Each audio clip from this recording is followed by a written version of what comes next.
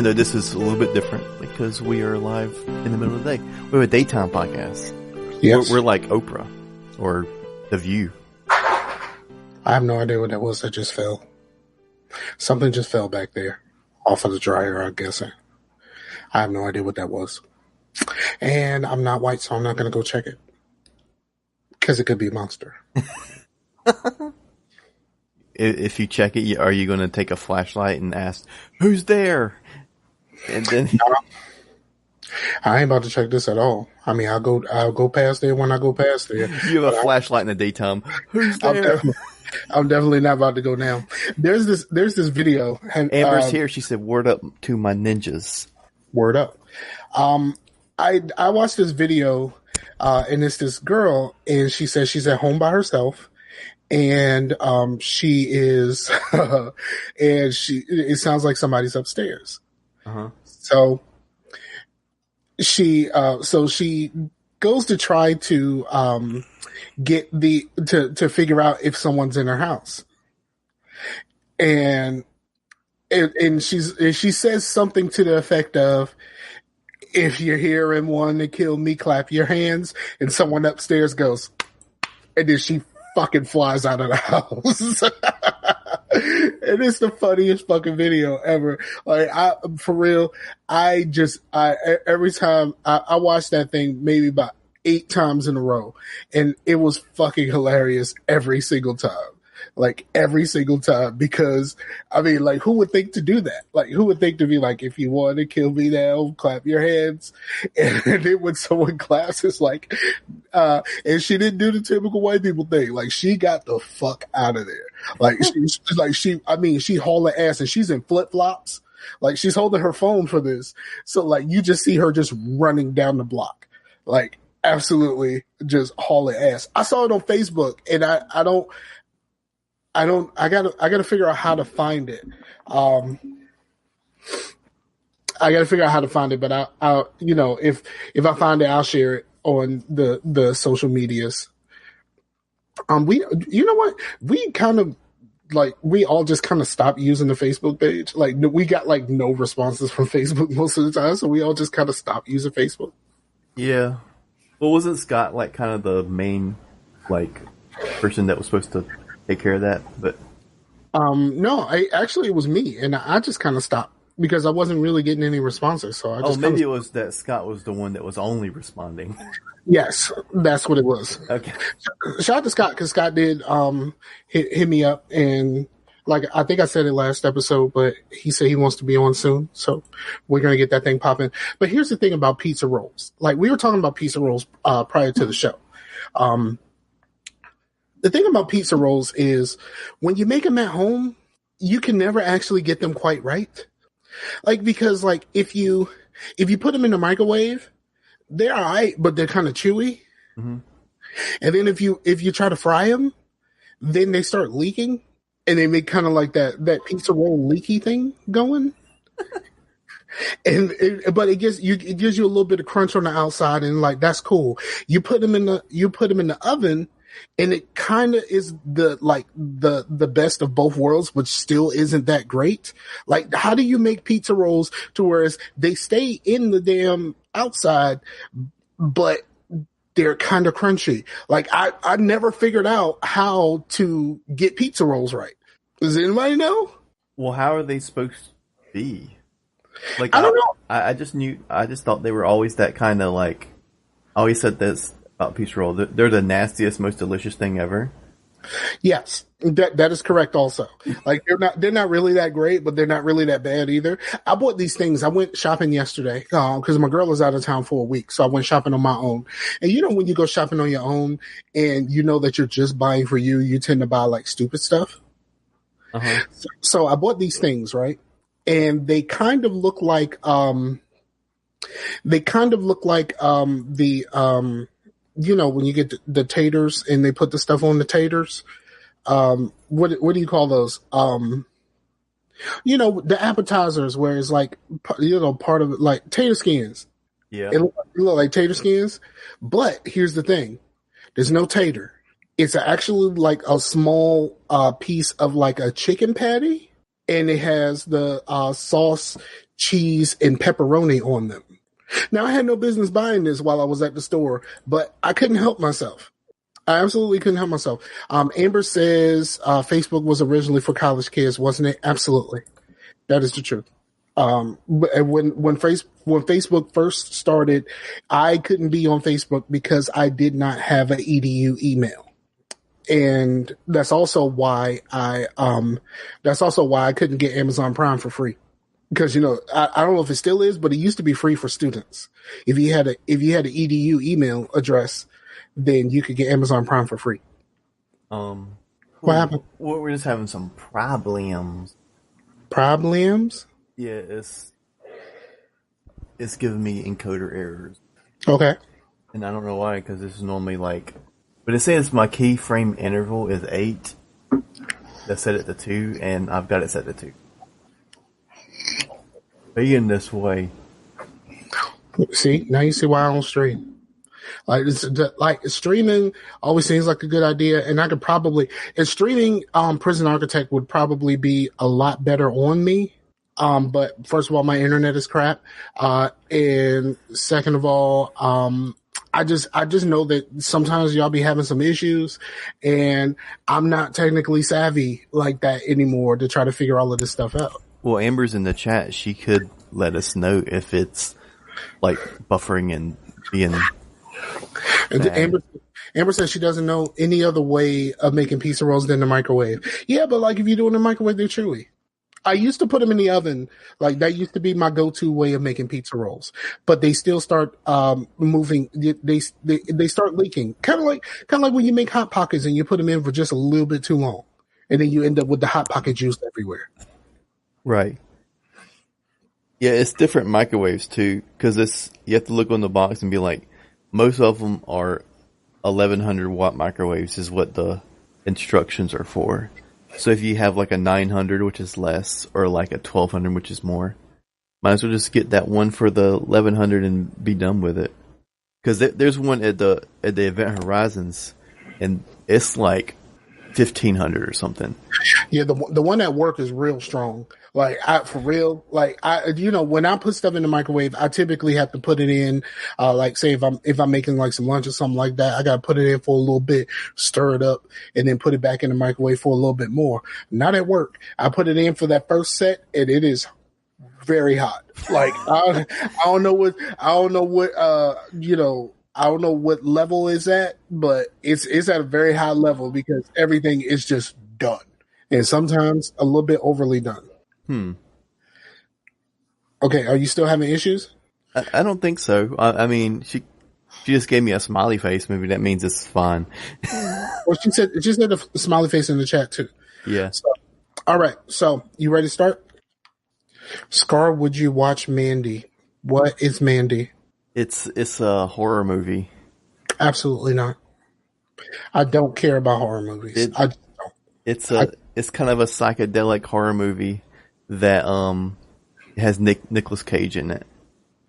Yep, you just said two things that I absolutely do not care about. I do not care about horror movies, and I absolutely am not a fan of Nicolas Cage and his extreme overacting of everything. And his just weird, his weirdness. He's really weird. There's some Nicolas Cage stuff that I do like, but it's old stuff. Con Air and shit like that. Con Air, Face Off. But Face Off was very overacting. Let's be honest. It was super overacting. I just don't. I'm not a huge fan. Ooh. So, and I'm not a huge fan of horror movies. So I'm just kind of out on that whole idea. I just the whole thing about horror movies is I used to be terrified of horror movies as a child, but as an adult, I know that it's not real. So what's the point of me watching this? Because I'm not going to be scared by it, because even if it shakes me up a little bit, I'm just I know this isn't real. So why would I care to watch horror movies? It doesn't. It's not really a scary horror movie as much as it is I don't know. It's his wife gets kidnapped by this cult, and then he goes crazy to try to go get the cult. That's strike number 3. You said cult. I'm out. And then he makes this big ass battle axe So even if you get to see lots of boobies, yeah, boobies are cool, but like, there's certain websites I can go to and I can see boobies and everything else. So like, why would I care about just seeing boobies in a horror movie that I don't want to watch? It doesn't make any sense. It doesn't make any sense for me to go to a horror movie just to see boobies. Like, but the guy, there's a lot better places to see boobies. You know what I'm saying? Well, the guy that he gets to help him make the axe or gives him the materials and the blueprints to make the axe is the guy from Predator, not Carl Weathers, but the other guy with the bald head. I can't remember his name. Bill Duke. Yeah. So I like Bill Duke. He plays in Black Lightning now. Oh yeah? Yeah. He has a reoccurring role. It's kind of a small role at this point. But he plays in Black Lightning but he's lost a lot of weight. So he's like really thin. He kind of looks like, what's his name? Old boy, the mailman. I mean, not the mailman, the weatherman. What's his name? The weatherman dude that lost all that weight. What? You know what I'm talking about on like the Today Show, Good Morning America, one of those, the weather dude. You know the weather dude. You know the weather dude. Like shit, I can't think of his name. Hold on. Al Roker. There we go. Al Roker. Al Roker? Yeah, it kind of looks like Al Roker now. Because they both were pretty big dudes and they lost a lot of weight. Yeah. So they both had that same kind of look. They both like, all black people look alike, to some people. They're just, they're skinny, bald black men. Cool. You know what I'm saying? Like, I understand, like, because I work around a whole bunch of white people that there's a lot of white people that think that all black people look alike. Because it's really funny when it's like two people that look nothing alike. Yeah, I have a coworker who thinks like everybody looks like somebody. Like it's like people being like, "You and Blue, you could be brothers." You're like, they don't look anything alike. Nothing at all. Nothing at all. But it's a shout out to Blue, man. Facetious ended last week. I hope it's not for good. Like there's no like, it's not definite. It's ending. It's just ending for now, because his life is too busy. At the moment. So I hope it's not ending forever because I had a lot of fun on that show. Amber's been asking you a lot of questions, man.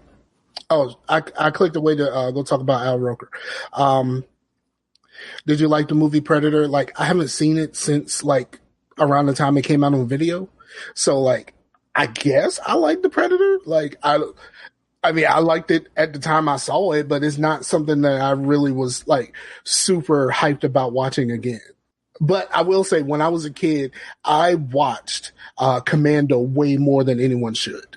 Like the movie Commando with Schwarzenegger. Yeah. I love that movie. Amber loves that movie as well. It's like her favorite Schwarzenegger movie. And yes, I have heard of Sabrina. I don't care. Like I like. At some point, I might get to it, but I always have. I mean, there's a lot of stuff that I still have yet to watch. And so, like, even if I do make it to Sabrina, there's always something that comes out before it. So, like, even when I get close enough to start it, it's just like, well, this new show just started, and that seems way more interesting than that. It's good. I like it. Yeah, I just don't. It's just not something that. I mean, I never watched the clean version of Sabrina. You know what I mean? Like, yeah. I never watched that. It's like not even the same thing as that at all. I thought they were kind of based in this. I thought it was like semi-based with like the character is basically the same character, but in a completely different version of it. Well, I mean, it's that, but like the one in like with Clarissa Explains It All is like not even. It don't even seem like it was even with the source material at all. You know, it was just kind of like iCarly, but with a witch. Okay. Yeah. See, I never cared about that. So like, I've heard people who have watched this, either say they couldn't get through it because of the subject matter, or they really liked it. It's just one of those things to where I don't think I'm ever going to get around to it. I don't think I'm ever going to care. And it's not like I'm not blue, so I'm not really hating on it. It's just, I don't think I'm ever going to get around to it. I don't think I'm ever going to care. There's a scene that made me giggle because one of the aunts was like reading a saucy novel, and she was like over here giggling. She's like, "It's really good." And then the other aunt was like, "Well, the only book you need to be reading is our Dark Lord's Bible." There's a scene, because I finished the second season of Future Man, and I'm telling you, there's a scene in Future Man. It is a Hulu original show. There is a scene in Future Man that is the funniest thing, and it's a takeoff of Back to the Future, and it is the funniest thing I have ever seen. Like, I damn near pissed myself laughing. Like, it's that funny, like super funny. But if you got Hulu, and you are nostalgic, because there's a lot of callbacks to like Terminator and Back to the Future and all of that kind of stuff, that you try Future Man. It is hilarious. Yeah, I was thinking about it, man, because that was like kind of the thing with Sabrina a little bit, to where it had these callbacks, but it was because it has, I wouldn't say Buffy. I guess sort of, yeah. Like, there's an overarching thing that's going on, but then an episode might be, since they're like an hour-long episodes, each episode is kind of like a weekly. It's like Monster of the Week a little bit, but there'll be one episode where it's very much inspired by The Exorcist, and another episode where it's very much inspired by Pet Sematary, and then like that. So there's like these little things that they have to go through, but it kind of does that thing to where it gets lighthearted, but then it gets dark, kind of like Buffy a little bit. Okay. But it's definitely more closer to like Buffy or X-Files people than it is like Saturday morning Sabrina people. Right. All right. So here's the thing. This is the show. Yeah. Welcome to Sarcasm. Yeah, we kind of rolled in there, didn't we? Yeah, because I wanted to get, I wanted to, get in there and talk about some stuff, and we were talking before the show started, so I wanted to make sure that I said it on the actual show. So welcome to Sarcasm. Chase is in the building. I'm in the building. We're here. Amber asked, be honest, with the government shutdown, do you think we'll get our tax refunds? I think you'll get them. I don't think you're going to get them in an expedient time frame, because even with the reprieve of the government, the current reprieve is only set to the 15th. So like, until they can work out another plan, they got to the 15th to really like. Yeah, the IRS is working, but they're not working with pay. Yeah. So like the idea, and the homie Bomani Jones brought this up, like the best thing for y'all, because I mean, it's not like I get a lot for taxes anyway. But the best thing for y'all is the fact that they're working without pay, because they're just going to approve everything. Like, imagine going to work and you have to approve this stuff and you're not getting paid. So you're just going to rubber stamp everything. Like, like, what is it to you? You're there, you're forced to go to work and you're not getting paid. So like, that's the best thing for y'all, because they just go through that stuff, and it's not like they're gonna really take some time to investigate some shit. Like, it may be some shit after the fact. Like, the after the fact is what y'all really got to worry about. Just make sure that you do your things right. So like, hopefully when they actually go back to work fully and they go back through it, it's not going to be that bad. But like, as of right now, man, they're going to be rubber stamping everything. I can't imagine being at work at a place like that and I'm not getting paid. It's just going to be boop, approved, boop, approved, boop, approved, like every single step of the way. So, I mean, I hope that whatever happens, that everything works out well for everyone trying to get their tax returns. I can't really lean on tax returns, so I never really think about it. It doesn't affect me as much as it affects everyone else. But yeah, I hope it all works out. I mean, just like anything with the shutdown, I hope it all works out. It seems to have been for nothing, and your boy got played. Like, even if you support the president, like, he got played. Longest government shutdown and accomplished absolutely nothing. And he got played to get these people to go back to work. But like, part of the reason of getting everybody back to work is like, y'all need to get them TSA agents paid. Like, for real. Like, they shut down LaGuardia yesterday. Was that yesterday or day before yesterday? Day before yesterday. They shut down LaGuardia because, bruh, like, the TSA agents is just like, nah. And like, I don't blame them. Like, their job is like super important. And then you try to make them go to work and they're just like, well, why am I at work if I'm not getting paid? Like, what? And like, at the end of the day, like, the only thing you can do is like threaten to let them go, because you can't threaten them with anything else. Like, you can't threaten them to be like, well, you're not going to get paid. Well, I'm already not getting paid. Yeah, you know what I mean? Because Amber says, can't imagine because they got bills to pay. I mean, yeah, everybody does, and that kind of like disrupt the whole American way of thinking, because because if not right now, but maybe a couple of years ago, we were like, hey, here's your shoe in with this federal job. You got federal,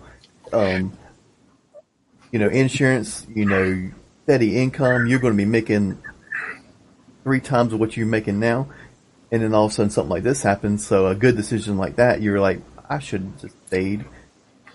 Right. And like, because there were stories about people who, like, because of the government shutdown, like, their insurance wasn't kicking in either. So there's like people with diabetes and stuff like that had to decide whether, like, to get their insulin, because they can't afford insulin without the insurance, because of course the price of insulin has skyrocketed. So like, they can't get insulin. And then like, there was this one lady, I can't remember where it is, but my coworker told me about it, where she has cancer and she had to decide whether to buy her medicine or to eat. You know what I mean? With the money that she had left, like, do I want to eat, or do I need to buy this medicine so I can survive? Like, that's some real shit. And then like I said, the worst part about this is it was all for nothing, all for a wall we don't really need, like all for a wall that's not even going to be that useful. Like, really, like, what is a wall really going to do? You're going to put billions of dollars into a wall. Well, they just figure out how to get around the wall. Like, they figured out everything else. Like, you know what I'm saying? They figured out everything else. That should be a thing of pride, that we have a country that everybody wants to live at. Yeah. And like, let's be honest, like, other than the Native Americans, like, we all got here through immigration. Like, you know what I'm saying?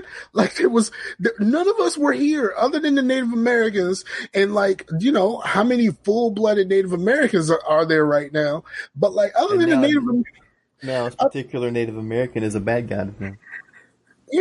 Yeah, like, for real, like, other than the Native Americans, we all got this, we all got here through immigration of some way, shape, or form. And then you're talking about illegal immigrants and all of this kind of stuff. Like, bruh, are you really that concerned about illegal immigrants? Especially like, we were concerned about immigrants before with the whole "this is our jobs" thing. But like, the immigrants are doing the jobs that we don't want to do. Do you want to go, like, for real? Like, do you want to go work a field? Like, do you really want to go work the field in order for you to be able to get the produce and stuff that you go to Walmart for? Is that something that you really want to do? And are you climbing up on that roof? It's not like the Hispanic people are like taking computer programming jobs and stuff. Right. You know what I'm saying? Like, this is not what they're doing. And then, people keep following these stupid misnomers about them. And the reason that they're there is because they're the only ones that will work for the pay. No, the reason why they're there is because their situation is better here than it is there. And most of their situations are fucked up because of us. You know what I mean? Most of their situations are fucked up because of us. Because we couldn't control like the drug war and all of that kind of stuff. And then like, they get this stuff here, in like what the money that they make here bolsters their standing there. Like if we just talk about the drug war right now, like a lot of these drugs aren't being made here. They're being made in other places and brought in here, but they're not just being, no one is walking these drugs across the border. Like these things are coming into ports because they have places where they can get this stuff in. You know what I mean? Like, you know, like they were talking about like the illegals coming from the borders and stuff like that. And it's just like, yeah, like in the past, in the last little bit, like the ones that actually got caught and did, you know, if we figured out where they were coming from was like not even 20. You know what I mean? Not even 20 people came from that southern border and what that we know of. Amber said, has this world lost its damn mind? Yes, it absolutely did. And we knew that they had lost their mind when they elected the president. Like we knew that there was someone shared something on Facebook and it said, do not blame Trump for what's happening. He proved prior to being Expiter? Mm-hmm. Gotta follow on Mixer. Expiter. Okay. I said I saw a thing on Facebook and it said, don't blame Trump. He did everything he could to prove that he was unfit for this job before y'all decided to give him the job. You know what I'm saying? Like he did everything that he could to prove that he was unfit for this job. I don't think he actually wanted it. He just wanted to raise his celebrity profile. And then like people actually cared. It was just like, oh shit, you mean I got to do this now? And that's pretty much how he's been. This whole, his whole term has been, oh, I got to do this. How we do this? I think, here's what it is. I think we're going to do it this way. No, you can't really do it that way, but I'm going to try it anyway. Like that's been pretty much his, like the whole thing with this presidency has been, you know, when you lie on your resume and then you get the job and like you tell them that you know how to code. Yeah. And then like you actually get the job and you're just like, oh, so I got to code now? Yeah. I got to code? Hold on, wait. I got to do this. I got to code. And that's basically what this whole presidency has been. Oh shit, I got to code now. You know what I mean? So like, has the world lost its mind? Yes, the world has lost its mind. And here's the problem. I don't think there's a lot of solutions, that are easily accessible. I think the base thing, like I've always said, when it comes to any of this stuff, we have to realize that we are all in this together. Mm-hmm. And we have, and like people have to care about people. But like the way it's working right now, people care about their own people because you still got racist, you still got prejudice, you still got, you know, like the people in government taking care of their own. Like everyone cares about their people, but like we need more people that care about all people. And like I said, I've always said the way to fix all of this is the golden rule. Is the golden rule. Treat people how you want to be treated, and that's all people. Like, you know, like if you don't like, you know, like the LGBT, community, but like if you still treat them with the same kind of respect as you want them to have for you, then everything works. Like these people just trying to survive. These people are just trying to be people. They're not trying to fuck with you. Like they don't care about fucking with you. They just want to survive. I mean, like, and with the amount of like transgender murders and stuff like that, that I hear about all the time because I have people on my friends list and stuff like that really care about these things and really try to shine a light on these things. Like at this point, these people are just trying to survive. And it's rough that like we can look at something like I've been watching The Gifted. We can get into watching stuff. But I've been watching The Gifted, and The Gifted is based in the X-Men universe. Well, you know, the X-Men universe is based off of civil rights. Mm-hmm. Like, you know what I mean? Like the whole thing of the X-Men is based off of the civil rights movement. And basically, Professor X and Magneto are, you know, Martin Luther King and Malcolm X, because they both want the same goals, but they have different ways of how. That's the thing. It's like people. I'm like, you guys got to realize that You're on the wrong side of history, man. If you're watching the X-Men, you're going to be thinking, man, these people treating the X-Men like crap. Man, I wouldn't treat them like crap. And then you're like, you're acting like those people. You can watch the X-Men and feel bad for the plight of mutants, but then look at that black dude and be like, I don't know about you, dog. Like, for real? They said exactly like that. You know what I mean? Like the idea that, like, you know, like it's crazy that we see this, and it's happening more since the president has emboldened them. But like it's very much anti-mutant. And it's like human rights, you know what I mean? Like, it's all of that stuff just wrapped up in something else. But that's what it was originally wrapped up in the first place, and people just don't realize it. Like I said, I've been watching The Gifted. I'm about halfway through. I'm close to halfway through season 2, and like, I'm seeing the direct parallels. But how many of the people on the other side of this are not noticing the parallels at all? And that's it. It's crazy that it's right there in front of you. Like, the moment someone tells you that Professor X and Magneto are Martin Luther King and Malcolm X, it all makes sense. It all makes sense instantly.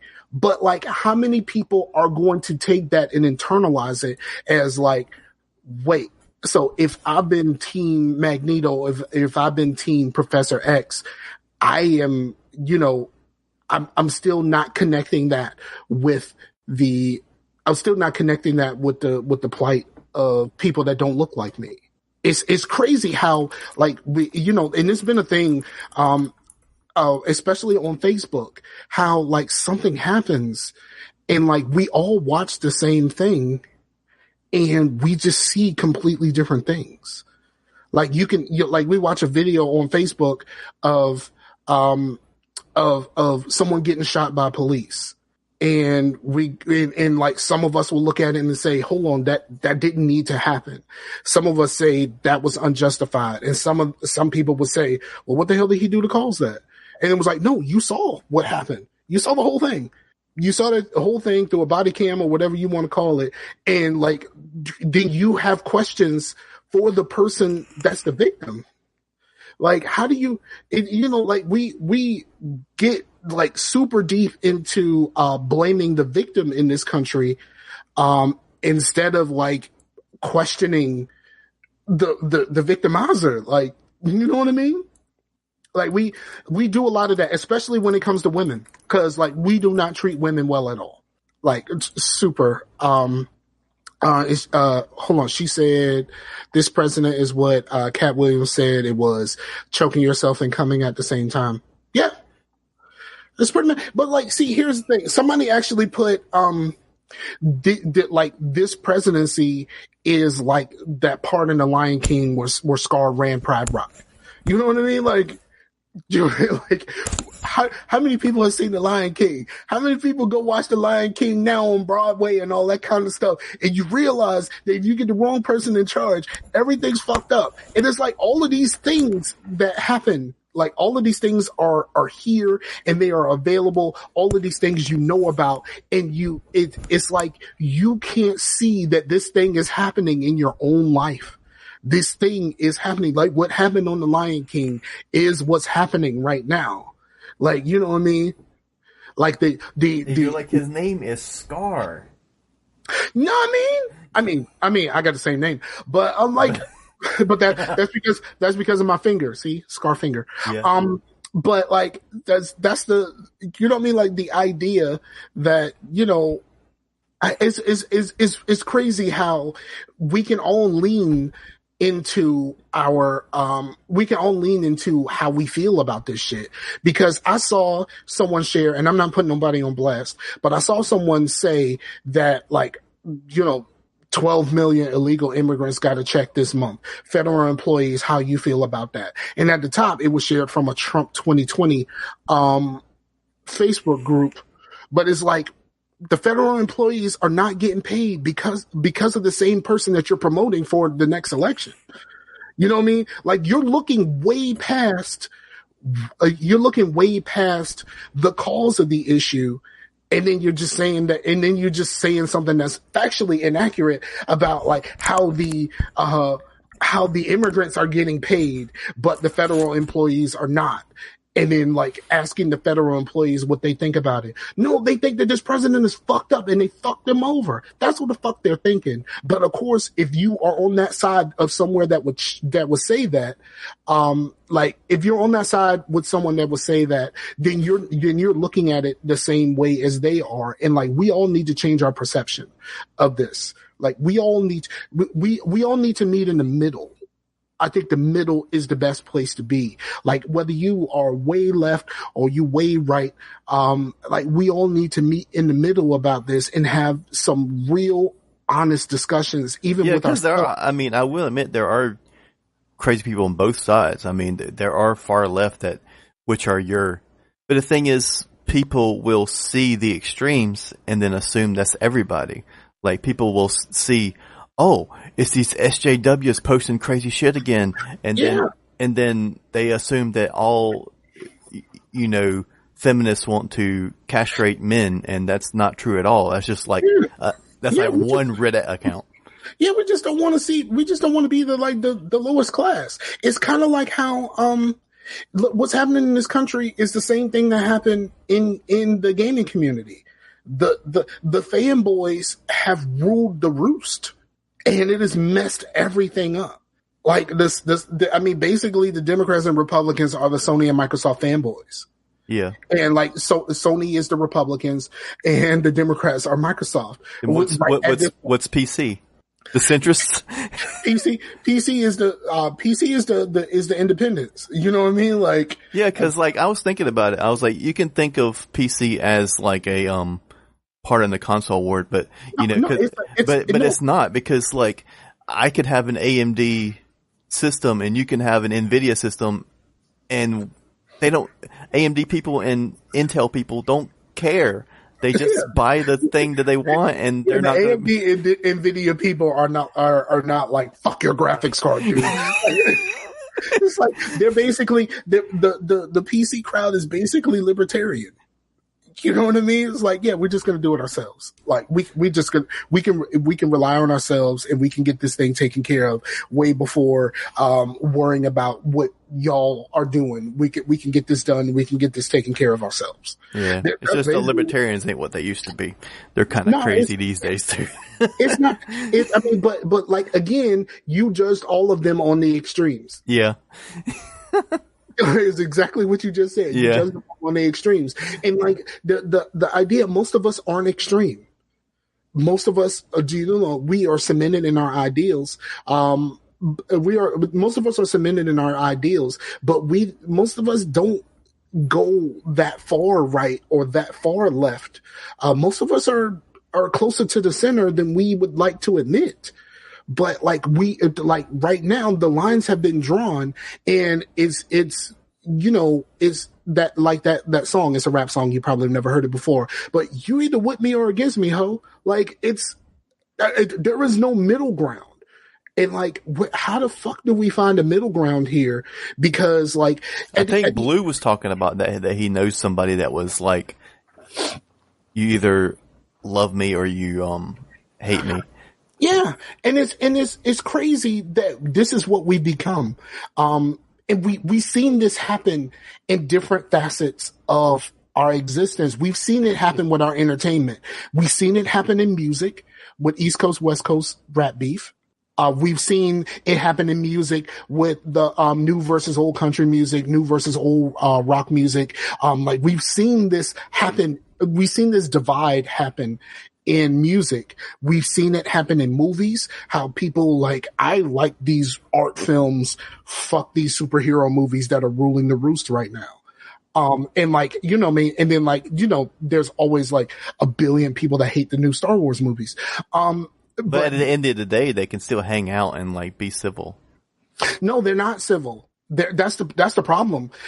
It's just you're not, you don't associate with the people that are against it. Because I watched when I saw The Last Jedi, I looked on YouTube for some people who were talking about The Last Jedis and stuff like that. And when I did that, I opened my YouTube up to the worst thing possible, which is the people who always fucking complain about The Last Jedi. Like, I get stuff like that now. Like, you know, look, I'm gonna share my screen. Okay. I'm gonna share my screen. Well, Amber did ask, how do you change the, you know, the problems that we all are in different pages and have different perspectives, but how do you change that? I'm sharing my screen right now. You can see my screen. Yeah. And like, I'm watching, I have this up so I can see the chat. Yeah. Right here, there is a Star Wars problem video. Like I said, I looked up one or two things talking about the movie just as a whole, and I get these things all the time suggested to me. And it's just people ever since that movie came out. Weirdest Soldier Boy console ever. Yeah, I don't know. All of the gaming people are talking about these Soldier Boy consoles. But see, here's the problem with the Soldier Boy consoles, and we can move on soon. Well, actually, no. Let me answer the question. How do we fix it? How do you change that? Okay. First of all, I think the real answer, which is going to sound absurd, but we are never, as the human race, we are never going to be on the same page until the aliens come. It sounds absurd, but hear me out here. Hear me out here. The only times in our lives that we have all been on the same page is in the face of tragedy, when we all had someone else to hate. When we all didn't have time to hate on each other, we all had someone else to hate. 9/11 is the perfect example, because like, prior to 9/11, we were still pretty much, I mean, it wasn't as bad, and people weren't as far to the left or right as they are, but we still had racism. We still had class issues. We still had a lot of issues. But for a good strong month or so after 9/11, nobody had any issues because we had someone else to hate. And we had basically, we basically shifted all of our hate, our anger and everything to people from the Middle East. And, we did it as a collective. I'm not saying that you individually did that. I'm saying as a collective, this country shifted what happened to people from the Middle East, where there were people who were not even Muslim. Like, there were Sikhs that, they just had turbans. You know what I mean? Like, they were getting assaulted and all of that kind of stuff. And like, the majority of us, we just let it slide. And a lot of black people just let that shit slide because for once this shit wasn't happening to us. And we absolutely just let this shit slide. And like, we let our feelings about what was happening get us into a dumbass war that we had no business being in. Like, we had no business being in Iraq. You know what I mean? Like, someone said a long time ago, it's like, okay, so you mean to tell me the 9/11 attack was planned mostly by people in Afghanistan? The majority of the people that were on those planes perpetrating the attack were from Saudi Arabia. We fuck up Iraq. What sense does that make? And then someone else said, like, yo, we took over Iraq in 2 weeks. You couldn't take over Detroit in 2 weeks. You know what I'm saying? You can't take over Chicago in 2 weeks. You can't completely lock down Chicago in 2 weeks. You know what I'm saying? But we took over Iraq in 2 weeks. And then, because of how we were feeling, like, we just kept looking around like, okay, what are we supposed to do now?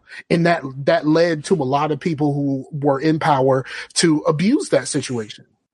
So like I said, because of what happened in 9/11, where we were all collectively, not individually, but collectively, we shifted the blame of what was happening in our society to someone else. We were all at that time, except for the people from the Middle East, we were all together. And the only way that we can recreate that on a worldwide scale is when the aliens come. So we all have someone else to hate. We all have someone else to side eye. Like, the aliens are the only solution for us to have lasting peace between each other. It's just the aliens. Like, there is no other thing that can happen that's not gonna there's no other thing that can happen that is going to bring us together in that way without us hating on some part of the world. There just isn't. So it's the only real answer is aliens. The temporary solution is every one of us looks into ourselves and we all adopt the golden rule. We have to treat people how you want to be treated. And it doesn't require. I think the internet and social media made things worse. I think things got worse after the 2010s. Like after Gamergate and stuff, it really got. Well, see, the problem with the internet is it gave everybody a voice. And like, you know, it gave everybody a voice. And like, once you voice your mostly bullshit opinion, you can find other people through social media that feel the same way that you do, so that you feel normal. Before social media and mostly Facebook, I think YouTube would be so much better if there wasn't the chat and there wasn't downvoting, and like you would just go to you could watch the Young Turks or something. And not see, like, you can just hear what they had to say and move on. But we knew this was going to happen. But it's kind of like watching, like, what if you're watching Buffy, right, on TV, and on the side, there's a chat, everyone talking shit about the show. I'm going to tell you, we should have known that this was going to happen. Or at least Google should have known this would happen because of Amazon. Do you know what I'm saying? You get where I'm going with this? The reviews and stuff? Absolutely. When someone pissed off a certain segment of the population, the reviews on whatever would just get bombed. Like, absolutely just bombed. And like, it got to the point to where it's like, sometimes Amazon would just be like, yo, bro, y'all need to chill out. We need to turn these reviews off.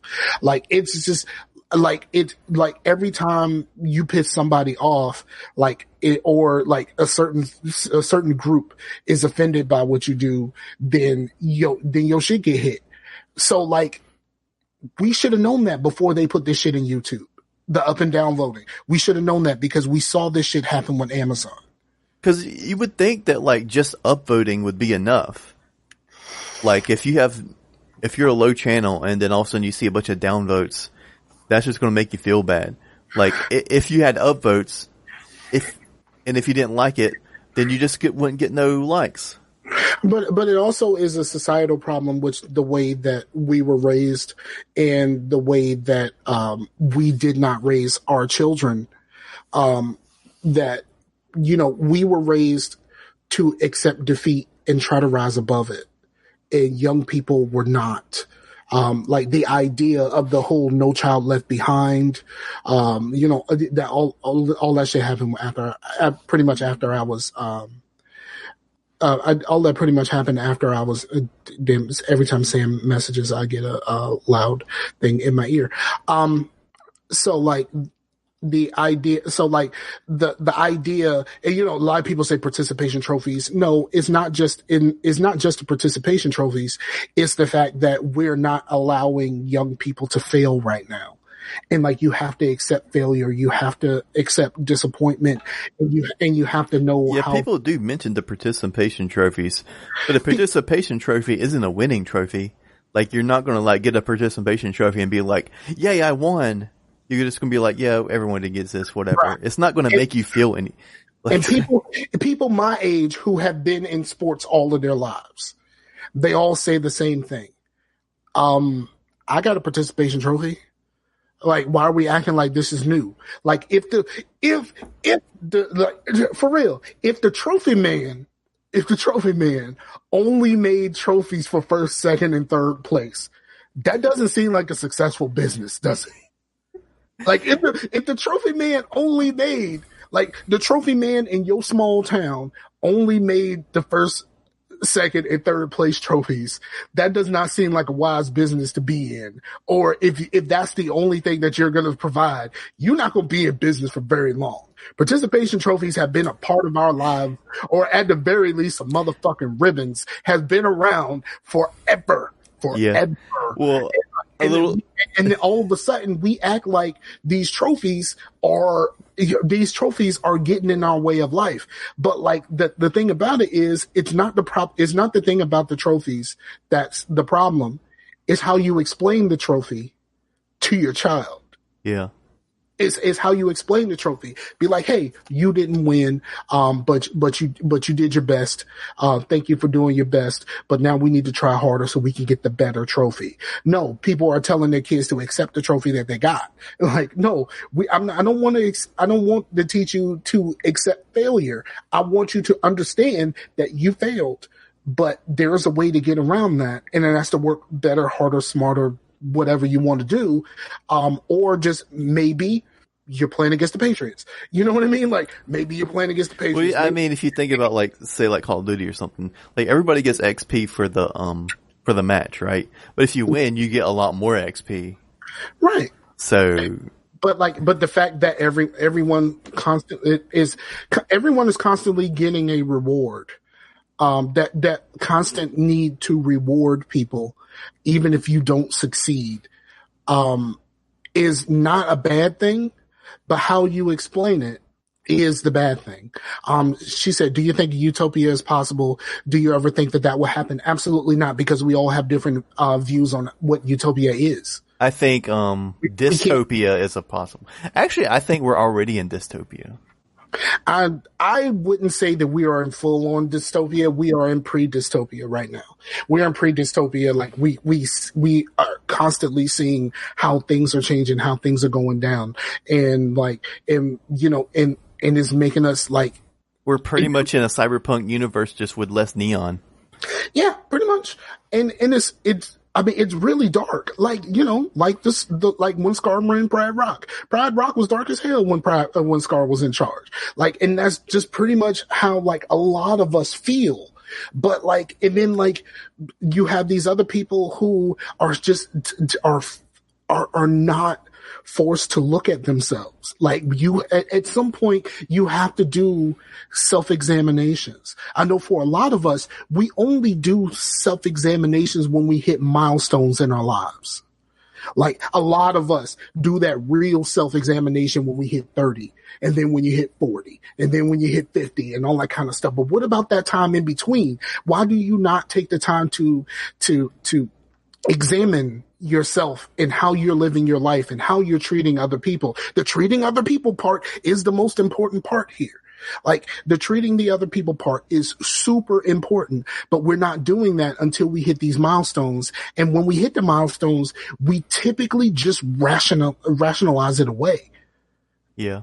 Well, a little side note, Sam did mention, he messaged us and he said, hey, I've not even left yet. I didn't know recording earlier would be an option. And I was like, I didn't even think about that. So Sam could have been here the whole time. But I sent him the link.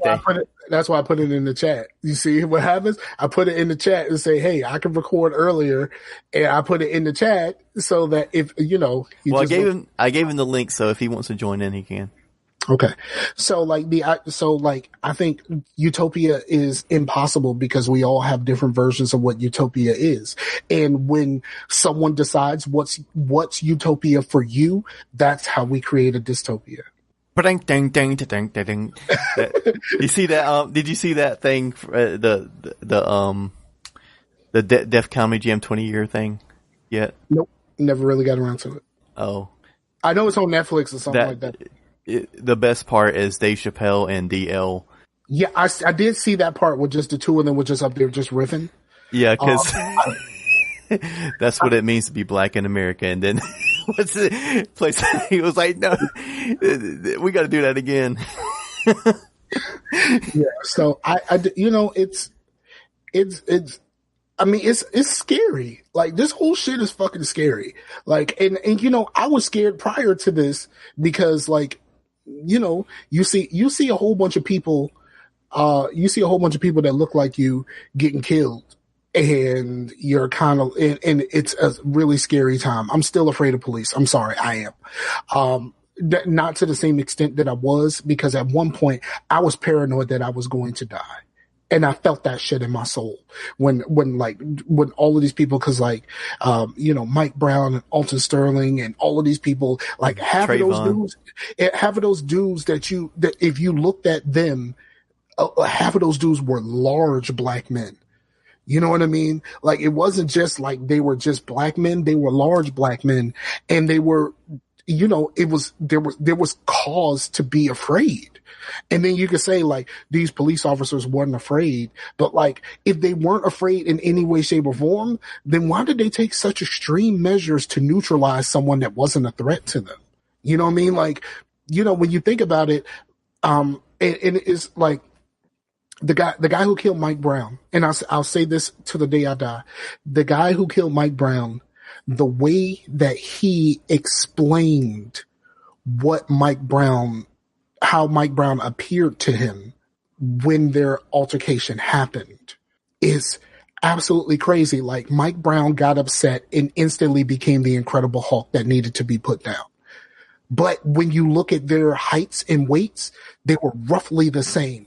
So like someone who's roughly the same size as you, all of a sudden looks like an absolute monster just because he got upset. You know what I'm saying? Like, how do you not see anything of yourself in that person when you're basically, when the main difference between you is your skin color? Right. When your measurements are pretty much the same, how do you not see any of yourself in that person? And how do you not understand that my thing with all of this stuff, no matter how you feel about a situation, like, and I'm going to contradict myself, especially when it comes to the topic of abortion. But no one has to die for this. And then, for the topic of abortion, there has to be a consensus of when does that thing become a person? I guess you would say. When does that thing become a person? Because once you're a person, like, no one has to die for any of this. No one should have to die because of how you feel. You know what I mean? No one should have to die because of how you feel. Right. And I know it's, given my thoughts on abortion and like what's happening with the thing in New York and all of that kind of stuff that I'm really not going to get into. It is really the gray area there is like, when does this become a person? This has been a heavy podcast.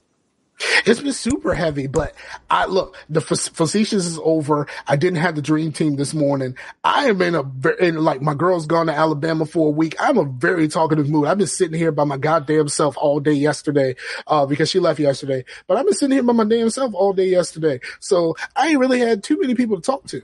And then you're thinking, I'm going to play video game with Chase, and I get pissed off. Yeah. So let's talk about some stuff, man. Yeah, let's do that. Actually, I need to get some juice from my vape. I mean, it's right there behind me. I see it. But we didn't even really talk about our weeks. I didn't really have anything going on. Did you? Not too much. How's your coding going? It's going good. I'm kind of doing goals for me to get through. So I'm not like, if I'm doing too much, I might get burned out. You know what I mean? If I'm doing too less, I might forget what I'm doing. So I'm setting goals. So this weekend I'm kind of getting to the first milestone, which is a project. So I'm going to get to that and then do the project next weekend, which is making some sort of game. Okay. It'll probably be a simple ass game, but it's like, maybe like awesome. I'm making a game and then it's like freaking Division 3, You're pretty much going to make a Switch game, because like, holy shit, the Switch online store, the e-store, yeah, it's just filled with a bunch of just pixel art nonsense. Like, it's just absolutely filled with it, and it's just like, bruh, can we do something else? Can we make anything else? Like, all of this stuff that's supposed to look like old stuff, like, yo, can we make something that looks new? At least try. You know what I mean? Like, I know I play a lot of Prison Architect and RimWorld. Those don't look like pixel art. Yes, it's a very, very muted, you know what I mean? Like, it's very, very low key art style, but it's not pixel art. Like, can we do anything else? Yeah, I wish I could see more side-scrolling games like that look like Castle Crashers, to where it like looks like cartoons. I was like, back in the day, you would like look at a Mega Man game and like look at the cover, and then the game looks like the pixel stuff.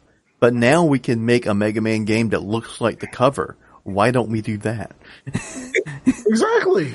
Like that's the crazy stuff. Like, you know, back in those days, we based what we wanted to buy off of the covers, and the covers are all like over elaborately designed and all that kind of stuff. And the games look absolutely nothing like that. But like in a world where we can do that now, why are we not doing that? You have the exact right question. Like, why are we not doing that? Why do we keep making pixel art games? And then like, you know, the people who played the NES and the SNES, are there really that many of them that want to recreate that in any way, shape, or form? Or is it just easy to do so that you can get a game on the Switch? Because like it's infested with this shit on the Switch. I mean, absolutely infested. Like it's bad. I mean, I see things that seem like it's inspired by Okay. Keep going. You were supposed to keep talking. Well, I was wanting to be silent for the recording, but yeah, the things that I see that are kind of cool are the games that are inspired by pixel art, but they're not pixel art. So it's like a character that looks like it might be pixel art, but they have like flowing hair and stuff. So it's I don't like, we can move beyond this shit now. Like, yeah, you can make your character can be inspired by this, but it doesn't have to look like that. Like you can make your character be inspired by that pixel art, but still make it look like Castle Crashers. Cause obviously Castle Crashers was inspired by pixel art. Right. Like, but like, you don't have to do that. Why do people keep doing this? Because I remember when I first, I was like playing some like side-scrolling games like Limbo and stuff. And then when Super Meat Boy come out, I was like, wow, this looks like they could have made this look a lot better. Like, I would have probably liked it more if it was like, looked like the little Super Meat Boy character and was all cartoony rather than like a couple of pixels on the screen. Plus, we stopped. I stopped looking at the chat. Amber said there's so many protests and so much hate opinions. Where's the good in the world? The problem is all of the good is being done in very small places. Like there isn't a whole lot of good being done in the places where we need them done. Like, you know, like your community getting together and do something good for each other. And all the way up to like the government and stuff like that. The problem is the good is just being done in small places because there's not a whole lot of good people with the money in order to pull this off. Like, you know what I mean? Like there's not a whole lot of good billionaires. You know what I mean? Like the richest man right now, Jeff Bezos, he has never really done anything good for the world. And his stupid excuse is he can't figure out what to do. And now his wife gonna take half. Uh-huh. I mean, but still, like half of $130 to $40 billion is still like a lot of fucking money. But like, I mean, I say throw her a couple mil. I mean, I'll throw her up to 30 bill. Like throw her up to 30 bill and just tell her to just fucking go away and keep her mouth shut. Bam. Well, like, Bill Gates does good stuff, don't he? Bill Gates does good stuff, but see, here's the thing. Bill Gates and Oprah are very similar in this aspect, to whereas they realize that our country is pretty much shit, so they do a lot overseas. You know what I mean? Like a lot, you know, but like Oprah does a lot of things. Like someone criticized Oprah a while ago. Somebody criticized Oprah about like opening schools in Africa and stuff like that. And they said, what is she doing for us? Well, first of all, she ain't got to do a motherfucking thing for you. Nothing. But you know, Oprah talked about like how many underprivileged kids that she sends to college. So they can go to college where they can't afford it, and they can make this shit happen for themselves. But like a lot of these people that are like super wealthy, they do a lot elsewhere because this country has fallen so far. And it's just like, there is nothing I can do that can help this. Because like I said, there is no easy fix to what's happening right now. Nothing. There really isn't an easy fix to this. The only temporary fix is we all try to adopt a golden rule. And that's only a temporary fix. We're never really going to get rid of this until the aliens come. Okay. And then she said she missed the N64 with Super Mario. I have no experience with the 64 at all. So I can't. Well, I would say that, sometimes you remember things differently. So if we got a 64, which we could, and then get Super Mario for the 64, I think the experience would be better with like the Mario game on the Switch. Because it would probably be more. It's not close to what the 64 was, but it's probably closer to what your memory of the 64 was. Sam, I'm gonna tell you, I experienced this shit personally. And then she said, I guess people are nostalgic when it comes to pixel games. Absolutely.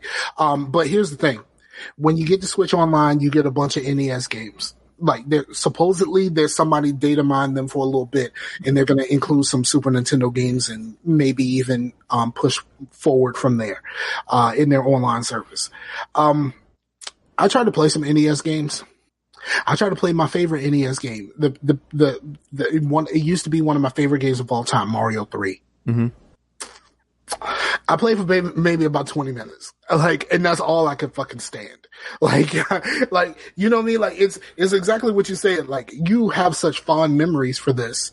And like, the idea that it just, I tried to talk to Aaron about this, because, you know, Aaron plays a lot of these smaller indie games and stuff like that. Aaron from Game Enthuse, shout out to Game Enthuse and Aaron and the boys over there.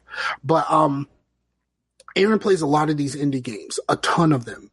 And he was really hyped at the time for like Rayman. And I asked him, like, who the fuck still cares for side scrollers? Like, who still cares about this? Like, and apparently he and quite a few other people still cared about this. But like, Rayman came out, it was the bomb when it first came out, and then it just died. Just like everything else. But it just died because like, it's not until you go back and play something like that you realize that you don't really care about those games anymore. Like, I don't care about a side-scrolling platformer anymore of any kind. Why the fuck do I care about that? I'm past that. I can fucking play Mass Effect and have, you know, third-person 3D fucking conversations that actually mean something and like all of this other stuff. Why the fuck do I want to go back and play Mario? Like, why do I want to play old Mario? I don't know anything about new Mario because, and someone said that about the, they re-released new Super Mario Brothers U, and they re-released that on the Switch, and someone said like, okay, like there really isn't anything here that the other Mario game that just came out doesn't provide you something much better, and like he's just said, like. It's another side-scrolling Mario game, and it's a remake of a game that we already got. Am I interested in a new game from BioWare? I'm being cautious with it, because it just looks like Destiny and Iron Man suits. I didn't pre-order, so I didn't get into this demo. Yeah, I downloaded the demo and then realized I can't play it until next weekend, so I'm gonna keep it on my hard drive and I'm gonna still play it. And I'll probably play the main game, but I'm not going to like buy it. I'm just going to get Origin Premier, and then I know that I have a bunch of other games that I can play if I don't like that. I have EA access, so I can get in and I can, you know, I'll get some time with it before I figure out whether I'm going to pay the rest of the money. Because one of the problems that I had when I bought Andromeda was I played a shit ton of Andromeda in the beginning. And if I would have just played the part that they gave me with the EA access, I would have ran over my 10 hours easily. Mm-hmm. So I ended up buying the game because I was very cautious about Andromeda because I was just kind of like, I don't know how you can really do this. So, but I ended up liking Andromeda. But like, So I'm going to do the EA Access thing because, and then like after Andromeda failed, it became available in the EA Access vault like really fast. So I'm just like, I just paid $60, well $55 because you get a discount when you buy through EA Access. I just paid $55 for what actually? You know what I'm saying? Why did I pay $55 for this? Like when like a month or two later, it's available to play as much as I fucking want to. Right. That will be the key. I think no matter what happens, Anthem is not going to be what is going to end up at launch. And I think everyone needs to understand this. We've seen this shit with Destiny. Like we've seen it with every freaking game like that. Like Division. We've seen it with every live service. Even World of Warcraft is not the same as it was at launch. Right. So we've seen this with every live service. It ends up changing over time and it ends up being better over time. I think the best thing for EA is the fact that they have EA Access and Origin Premier on 2 of the 3 main platforms. It is confusing. You said the hype for the game and the story is kind of confusing. Because first of all, it's more of a Destiny type game, so the story isn't as strong as previous BioWare offerings. And so there isn't really a whole lot of hype because you hear BioWare and maybe not so strong of a story, and you just kind of go, well, yeah, but BioWare does stories. You know what I mean? Because when you really think about it, like if it wasn't for the story in Mass Effect doesn't have even the good, like Mass Effect 2 and 3 doesn't have the best. There's other games that do that gameplay better. It's just the story is what you play those games for. Yes, like I said, 1 is the best for establishing a world. That is the thing that I give 1. I do not want to play it anymore, but 1 is the best for establishing the story and a baseline for you to base all the rest of this stuff on. Gameplay wise, it's not the best, but as far as establishing a world and story, it is the absolute best of the series, period. But like this thing from the beginning, it just looked like Destiny and Iron Man suits, which like, if you're excited about Destiny, which I'm not, I liked playing Destiny 2 when it first came out. I never really truly really got that far invested in Destiny 1, especially after you hit the level cap. After you hit the regular level cap, not your light level and all that other shit. But once you hit the level cap and then the grinding starts, I'm out at grinding. Like you tell me I got to grind for some shit and I'm out. I just don't really care about it. In Destiny 2, I just started a new character. I started a Titan. I started a hunter or whatever it's called, that I hated. I started new characters so I can just get to the level cap again because I don't care about the grinding stuff. That's me personally. I understand. And I've never done a raid. Well, I've never finished a raid. I attempted a raid one time. So you would say that the hunter is your least favorite class? Absolutely. And that's in both games. Hunter is my very least favorite class. So I hope that they can put out a good product, and I hope that EA puts the support behind it in order to make it better than what it's going to be at launch. But like a lot of people can't even get into the demo because of server issues and all of that kind of stuff. And like, I watched a video, from Clean Prince, and he's talking about the issues that he had with it. Like he said, he played on, PlayStation and he played on PC. And he said that the frame rate is a problem. But his frame rate was a problem mostly on console, which a lot of people are going to go to consoles first. And he said that there's problems with the AI and all this kind of stuff. Now they did say that this is 6 weeks old, but a lot of the bugs and stuff that he pointed out, he doesn't think that they're going to be able to get this really taken care of in 6 fucking weeks. It's like, really? So you got what? And the shit's supposed to come out soon, right? Well, yeah, like the end of next month. Yeah. So you don't have a whole lot of time. February the 22nd. You don't have a whole lot of time to get this right. She asked if it's going to be something you have to play with others or if you can play it solo. I think you can do it both ways. I think just like you can play Destiny solo. But it's Destiny. It's really Destiny, where you can play Destiny solo. I solo most of my Destiny experience on both games. I solo most of it, but when you play in games, you could probably end up with better loot and all of that other stuff. But they did say that there is, that there. But another thing, Clean Prince said, the hub area is where he experienced the most problems. He said once he actually got out in the world and was like flying around and shooting and shit, he was perfectly fine. But most of the problems that he was having was in the hub world. I had that problem with Warframe. Yeah, I tried Warframe a couple of times, and I just never really got around. I never really got anything out of Warframe. Like, see, here's the problem. I had the problem with Warframe that I had with Blood Bowl. Like Blood Bowl and Warframe requires a fucking TED Talk to understand. You know what I mean? Like the Warhammer sports game? Is it Warhammer? But yeah, Blood Bowl. I have Blood Bowl too. And I bought it for like super cheap from GameFly. When I didn't have, I believe that Blood Bowl just came from the joke to where like, it's fantasy sports. It's like football with elves and shit. Yeah. And at the time, Mutant League football was gone. But even they just came out with a Mutant League football. And you can actually get that on the Switch, but it's like $30 or $40. And I'm like, I ain't about to spend $40 fucking dollars on Mutant League. Fuck out of here. But it was kickstarted and all that kind of stuff. And then the game actually came out. But the whole Blood Bowl thing, I tried to play it and I tried to go through the tutorial and stuff like that. But like, it's not enough.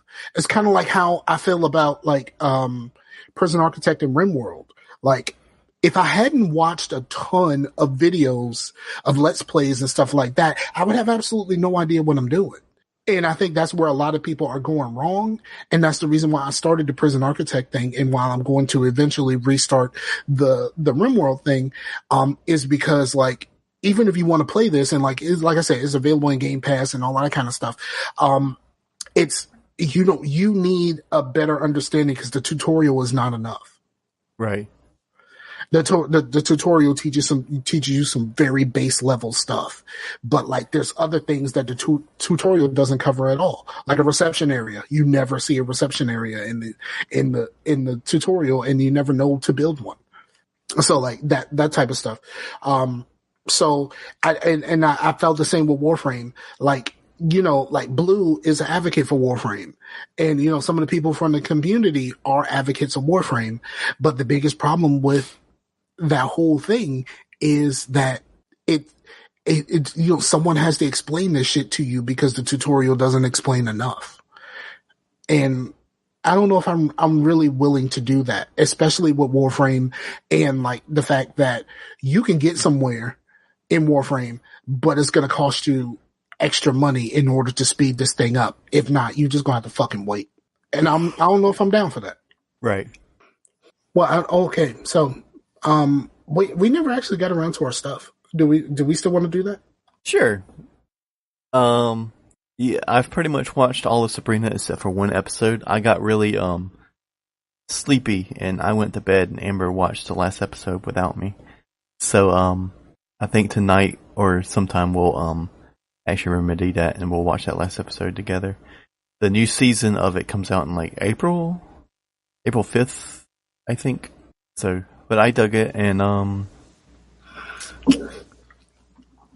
dug it.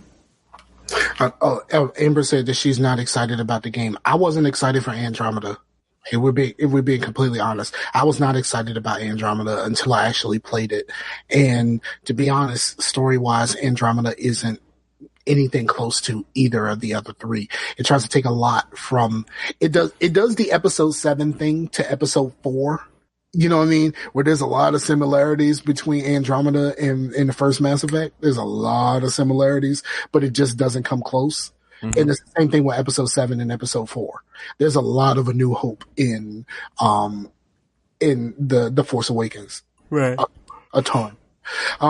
But it just doesn't quite pull it off. The same way that a lot of people can say, I enjoyed The Force Awakens, but I realized what they were trying to do. And They didn't always succeed for me. But as far as this goes, I'm not that excited. I'm glad I have EA access. That's all I can say. I'm glad I have EA access where I can get in and I can play a little bit, and it might make me feel better about it enough to actually buy it. But like it's the same thing with Destiny.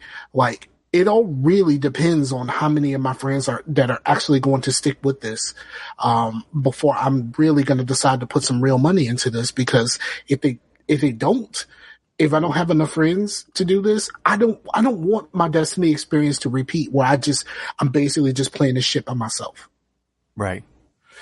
But because of EA access, I'm definitely going to choose the Xbox for this. Yeah. I mean, that's a no-brainer. Yeah. Yeah, it's actually kind of dumb to buy any EA game on PS4 if you have an Xbox, because you can, right? You know what I'm saying? Unless you want to play Madden with your niggas, like there's no fucking reason to buy Madden. I saw a copy of Live for the PlayStation, and I saw like really cheap versions of Madden for the PlayStation, and I'm just like, I have no reason to buy these.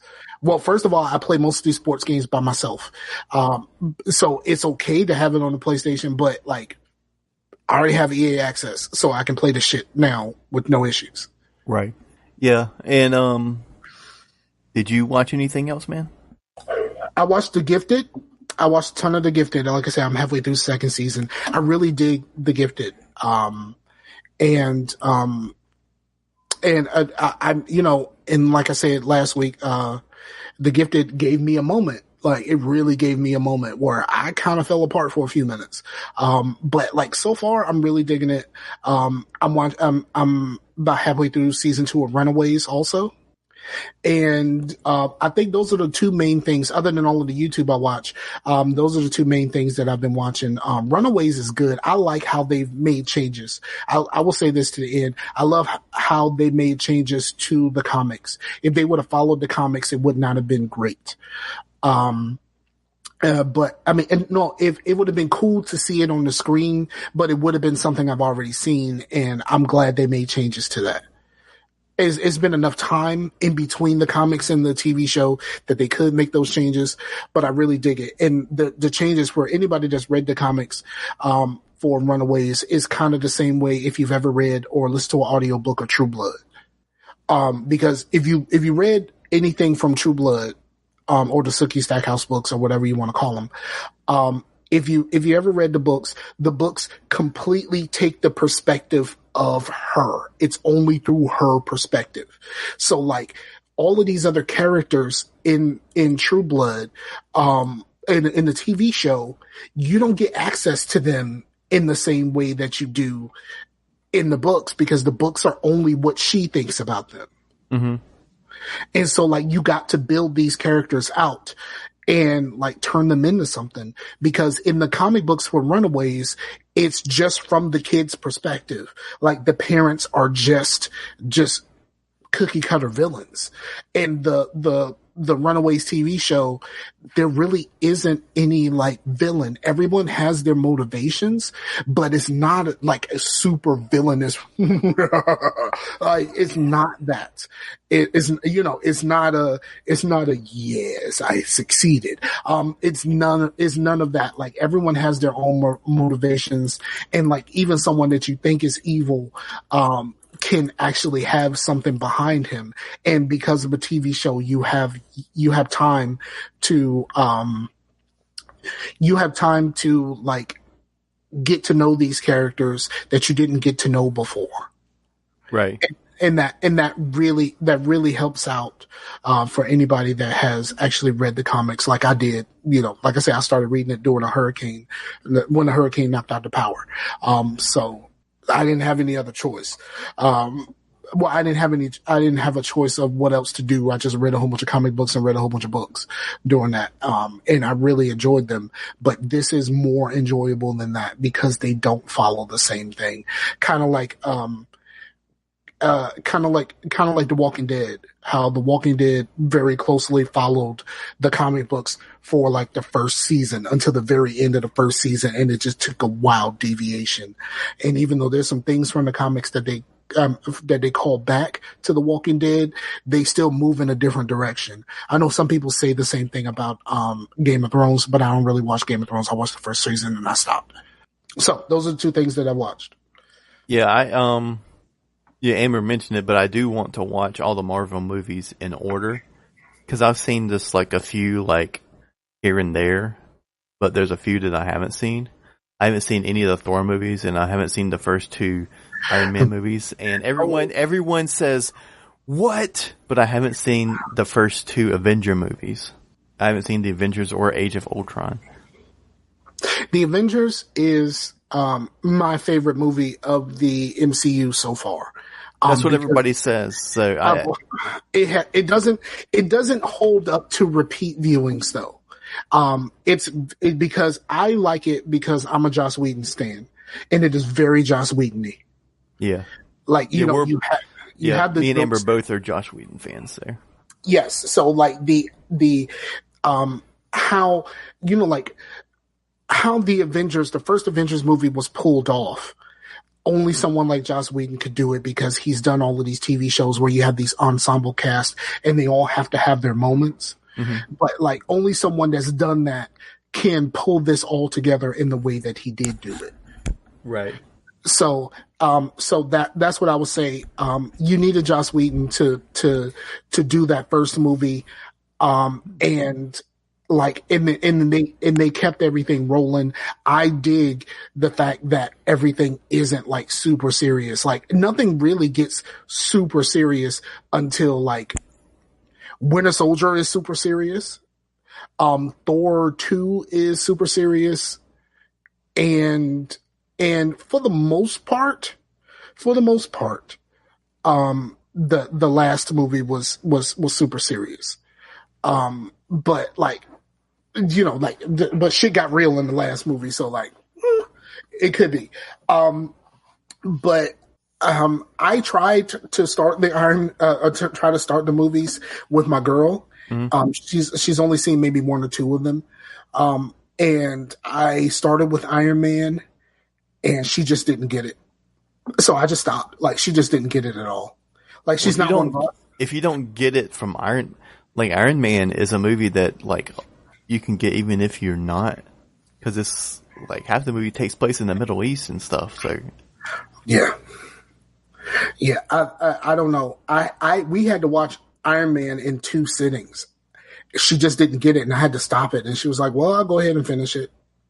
But yeah, after I watched Civil War, I was like, I think I want to go through all these because there's something going on here that I didn't think was going on, and I think I want to do this because I've seen Iron Man, I've seen The Incredible Hulk, but I don't remember it. I seen Civil War. I've seen Black Panther. Civil War meaning the most implausible movie ever. Like for real. Like the whole crux of Civil War is the idea that for the way that movie to end the way that it did, there had to be a lot of things that had to happen exactly right. And there was no way that this shit would have happened the way that it happened. Like you had to get Cap and Bucky to go to this certain place. You had to make sure that fucking Iron Man followed you. And then like you had to like all of these things have to happen in a certain way for this thing to land the way that it did. Like it all had to be like, it's incredibly coincidental. Yeah. And then Black Panther had to follow them. And like, you know what I mean? Like all of these things had to happen in a certain way. And there's no way possible that if this wasn't a movie, all of these things would have happened exactly the way that it happened. Right. But I dug it and I seen Doctor Strange and Black Panther and I dug those. So I was like, yeah, I think I'm going to go through all these. Okay. I'm going to tell you this. I did not love Captain America, the first one.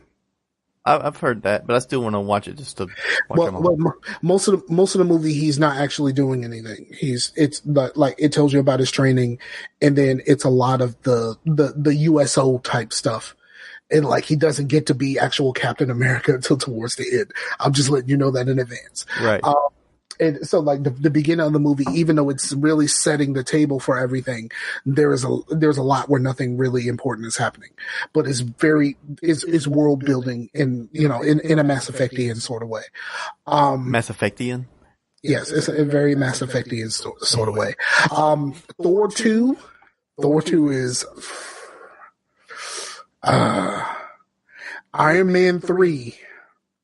Well, kind of a little bit more Iron Man 2, kind of, but Iron Man 3, Iron Man 2, the director of Iron Man 2 has probably the longest fight scene.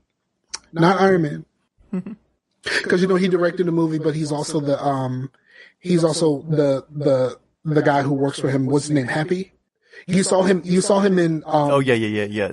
I know who you're talking about. Yeah, Jon Favreau. Yeah. He also directed the Iron Man movies. Yeah. And in Iron Man 2, he has the longest fight scene. Yeah, I've seen Iron Man 2 actually, but I don't remember much of it. I can't remember whether it was Iron Man 2 or 3. 2 or 3 just kind of blur together. But Iron Man has this problem. Iron Man has a problem where like every villain of Iron Man has some sort of a suit. Like it's the you know what I mean? Like it would suck if like every Spider-Man villain was like Venom. You know what I mean? Like right. Where someone was like similar powers and all that kind of stuff. Like that would really suck. And to an extent, it did happen in Black Panther. As long as it doesn't happen in Black Panther 2, we're okay. But like if Black Panther 2 happens in the future, which we know it will because it made too much money, if Black Panther 2 happens and the villain of the story has a panther suit, like that's going to be all the problems. Or has something even similar to a panther suit, that's going to be a huge problem. But like the fact that every Iron Man has some sort of a suit or some sort of tech, just really kind of sucks. Like it really just does. But in Thor, the Dark World is terrible. It's really bad. Like it's one of those things where you just got to get through it. It's like Buffy season 1. You just got to get through it. You ain't got to love it, but you got to get through it in order to get to the goodness that is Thor Ragnarok. Thor Ragnarok is what happens after you have Guardians of the Galaxy and someone says, we can have fun with this, right? You know what I mean? Like that is what Thor Ragnarok is. Like someone decided that we can have fun with this. The first Thor movie, the first Thor movie, I equate to Drumline. Have you ever seen Drumline? Yeah. Yeah, they're basically the same movie. Except for one has to do with drumming, the other one has to do with Thoring. With Thoring. Like it's really Thoring. Yeah, that is the show title, Thoring. So like I equate those two, and like once you see it, like you'll understand what I'm saying, but I equate those things, completely. Thoring. That is not the official show title, Thoring. But like it's still a pretty good movie. I didn't tell you. We meant to say this. They actually did get a cameo. They actually did get a cameo in The Gifted for the first episode. They got a cameo. Oh yeah, and it's not like the TV show cameos. Oh, they actually did. They got a cameo from damn, what's his name? I just lost it. The Marvel dude, just passed. Stan Lee. Runaways and The Gifted both got a cameo, and it's not like the Marvel movies where he's like on a poster or something like that. He's actually in it. Like I watched a commentary track. One of the directors did a commentary track on the first episode of The Gifted, and he said that they shoot mostly in Dallas, and Stan Lee was at like some sort of Comic-Con, and so like he went through trying to find somebody who could get him to Stan Lee, and they asked him to do a cameo, and he was like, yeah, I can do a cameo, but you got to do it in the next 2 hours. So like they had to figure out, and there's a scene where one of the main characters is walking into a bar, and Stan Lee is walking out of the bar at the time when he's walking in, and they had to shoot that. They had to shoot that as fast as possible. Like they had to get a camera crew, they had to get everything. And it's just like, hey, we know we're supposed to shoot here tomorrow, but like, can we get here? We got a Stan Lee cameo that we have to do like right now. And they actually got that thing pulled off, and I thought it was really cool. And then in Runaways, they're going to like a dance or something like that, and Stan Lee is the limo driver. Nice. Yeah, so they actually did make the Stan Lee cameos in those shows, which I thought was really cool. And better than the Marvel Netflix shows, because he doesn't actually appear in those. It'll just be like a missing poster, and it'll be his face on it. Like they'll be walking down the street and there's like a picture or something like that of him on it. Right. So, all right. So, what have you been playing? Well, Amber mentioned that I was playing in Darkness, but I mentioned that I haven't played it since the last show. But I started playing Rise of the Tomb Raider. I started that on the Xbox back when I had Game Pass, and I played about 4 or 5 hours of it. And then I didn't keep Game Pass, so I had it on PC, so I finished it on PC, and that's a really good game. I really like that game a lot. So I highly recommend that. Actually, I highly recommend the whole... I haven't played the third one, but I really liked the first one. And I don't remember there being much hype around the first one. And there was a lot of hype around the first one until it actually came out, and then just like everything else, it died in 2 weeks. Right. The hype died in 2 weeks, but a lot of people... Yeah, you say that a lot about like the Sony first-party games, but I think it's like...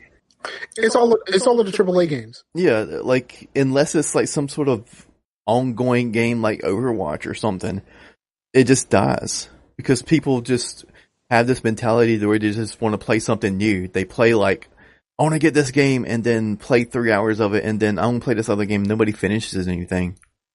But I say that about the Sony exclusives because people talk them up so much. And it's just like, yeah, you talk this thing up. You talk Spider-Man up so much, but it's going to die in 2 weeks just like everything else. And so like all of these things this is the reason why you want to own a PlayStation. Like, yeah, I'm going to be hype about owning this PlayStation for 2 weeks, and then I'm going to go back and play the same games as everybody else is playing. Well, that's just people being freaking have attention spans of like mice. It's just stupid hyperbole. Like it's just hyperbole. Like you want to make yourself feel better for owning this thing. I'm a replayer. Like if I like the game a lot, I get in the moods where I'm like, hey, I'm in the mood I want to play BioShock, or I'm in the mood I want to play Uncharted, or I'm in the mood I want to play Mass Effect, the whole trilogy. And I do that. I don't really care about wanting the latest and greatest, you know. I'm only really like that. There's few games that I do that too, but I'm only really like that with Mass Effect, as we all know. And your RimWorld type games. But those games don't have those. Those are all builders, and it comes to an end, but there's not a defined story. And like Amber said, we're amazing. You know what? We are amazing. Thank you. You are too. But like those games are like, we have to do it in unison. Yeah. 1, 2, 3, bam. I wish I could get a screen cap. Yeah. So like see those games, they don't have like a specific beginning, middle, and end. It's just like for Prison Architect, you build your prison until you're tired of it, and then you build another one. So it's not like there's like a real story there. There's no story at all. For RimWorld, you can end it by doing a few things, but then it's basically the same thing. You just, once you get to where you want to stop, or if the game stops you because something can happen and all your people can die, and you just start over. So it's not like I'm playing through a story and I come to a definitive end. This is how this is going to end, because it can work in RimWorld. It can work out a bunch of different ways. Like one time I had a colony and I built the colony up, and they sent a few dozen huskies, and then I got a thing that turned all of my power off, so I didn't have guns to kill all of the huskies, the man hunting huskies. So all of the huskies just kind of killed everything. So it's just it's in RimWorld is random. You can make it more random because they have 3 storytellers. Where there's 3 storytellers. Random. Yeah, Randy Random is the most random. The Cassandra Classic is the base game where she starts off small and builds up over time. And how it builds up and how hard they come after you depends on what you have. There's a wealth rating in the game, and like how much stuff you have, how good your guns and armor, how, and the things that you have build up a wealth rating. And if you have a higher wealth, then they send more at you because they're like, okay, we're going to challenge you here. And then there's different levels to that. So Cassandra Classic is the one where they constantly ramp everything up. Phoebe Chillax is like Cassandra Classic, but she puts more space space of nothing in between the events. And you have good events and you have bad events. It's just Phoebe Chillax puts more downtime, in between it, and she's basically but for all of them, you can lower it to a level that's basically you're just base building. Like, it's not a lot of conflict and stuff like that. So it's different levels in each. And Randy Random is just random. He can do anything, like absolutely anything. For some reason, Randy Random likes to send you stuff where you just get random stuff just dropped into your world and you just got to go get it. Randy Random does that a lot, but then Randy Random will. Like, I was on Randy Random when I had the Huskies come. You know what I mean? Like, it was like, okay, you got, 40 man-hunting Huskies coming after you. And, oh yeah, we're going to turn all of your power off so your guns don't work. Like, that's Randy. Randy will do, like, some weird shit like that. So like I said, it's all random. So it's not really a definitive thing. Like, so it's easy to come back to it, in that vein. But like for Mass Effect, there is a specific beginning, middle, and an end to go through it. And it's one of the few games that I go back to. Like, those, the Halo games to a certain Nana, I said Nana because she said banana phone. Like games like Halo and stuff like that, I used to go back to a lot. I just don't now. And mostly it's because you go back to the games, you have the same experience, and then it's over because I don't care about multiplayer. Yeah. I get to where it's like, certain games remind me of certain time periods that like the Darkness and Time Shift, and to a lesser extent, like Call of Duty 4 and stuff, remind me when Amber was pregnant with Aiden and stuff, and we were like living in a certain house and all that stuff. So I get like that to where it's like, and plus a lot of the games that I play first on a generation, I kind of get a little nostalgic for. So like the first games I played on the 360 or the first games I played on the current consoles, I get a little nostalgic for a little bit, More so the 360 than the PS4.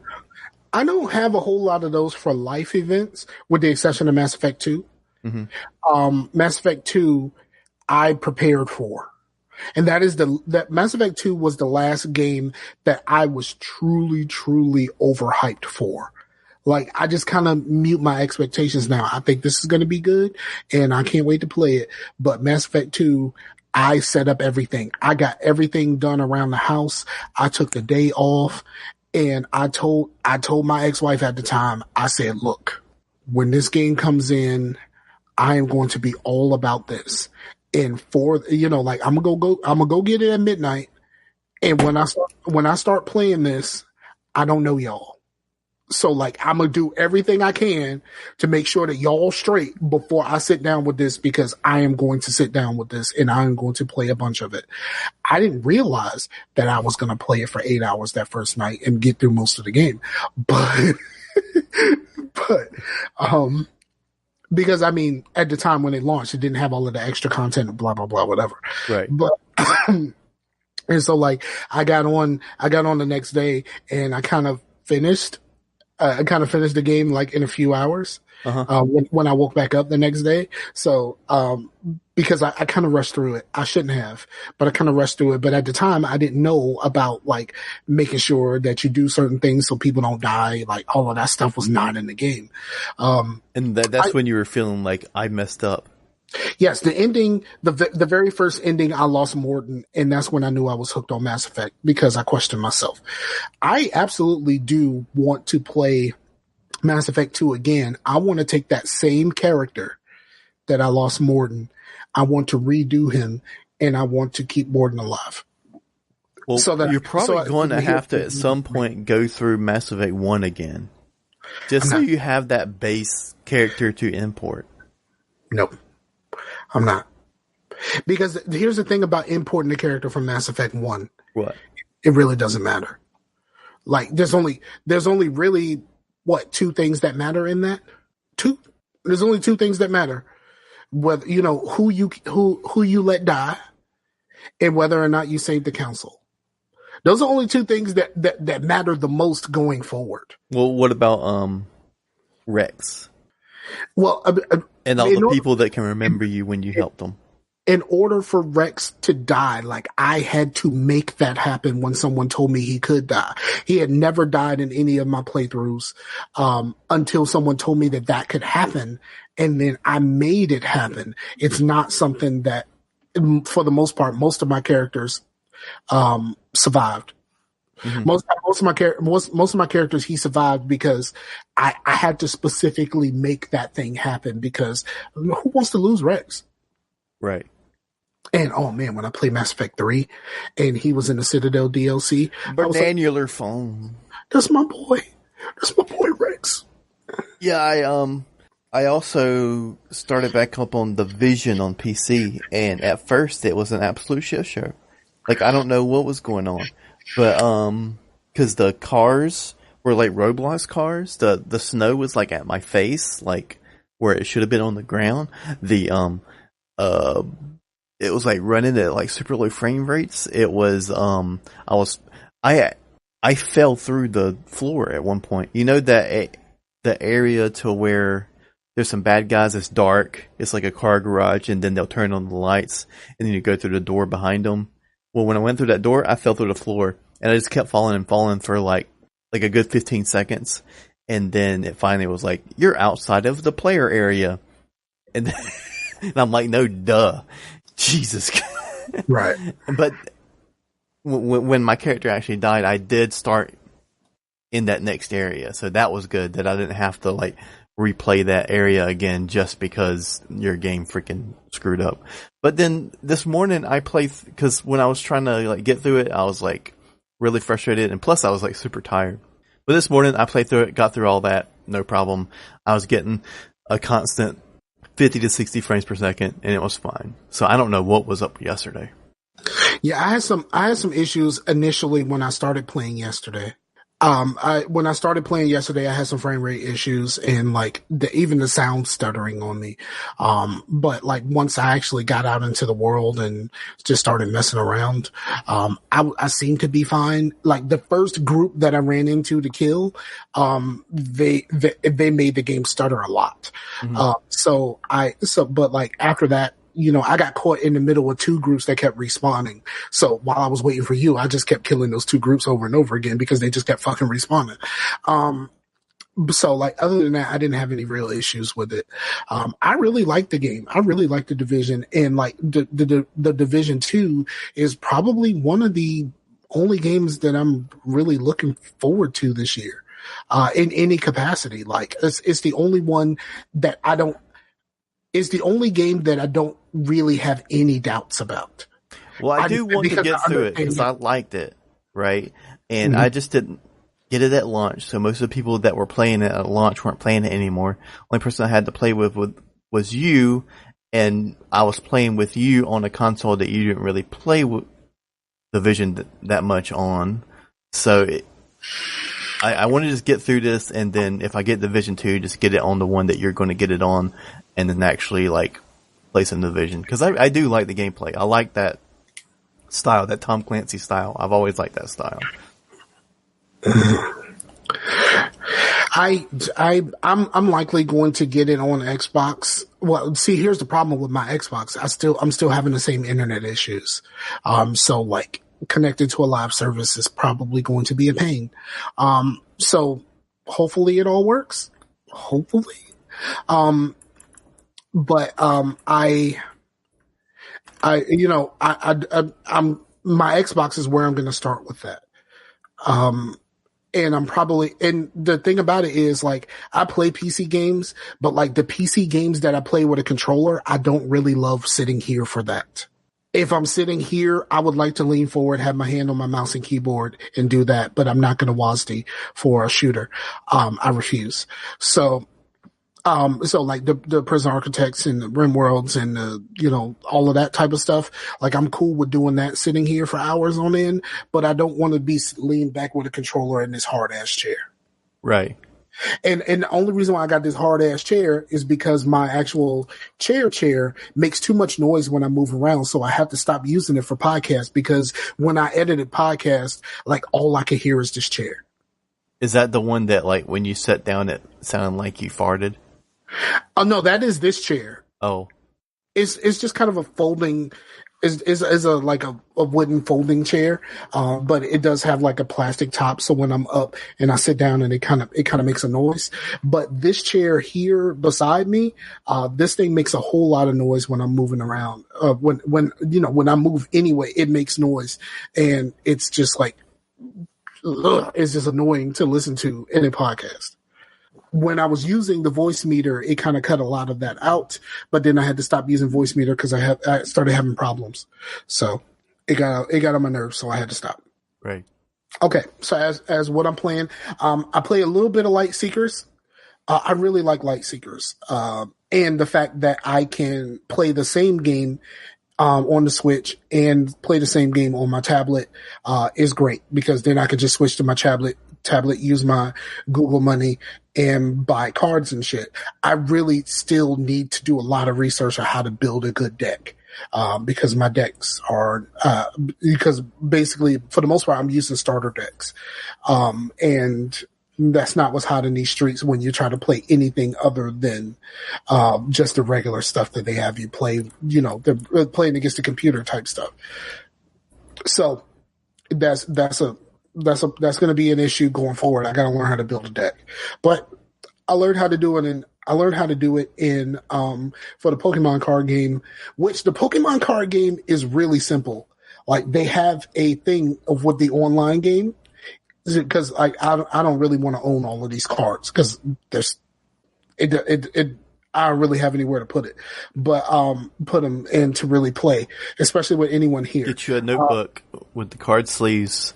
Yeah, but that doesn't help me with my decks. And then if I build a deck, where the fuck am I going to take it? I don't play that. You put them in the decks to keep them safe, but then when you want to play, you take them out the deck and shuffle them. No, I'm good.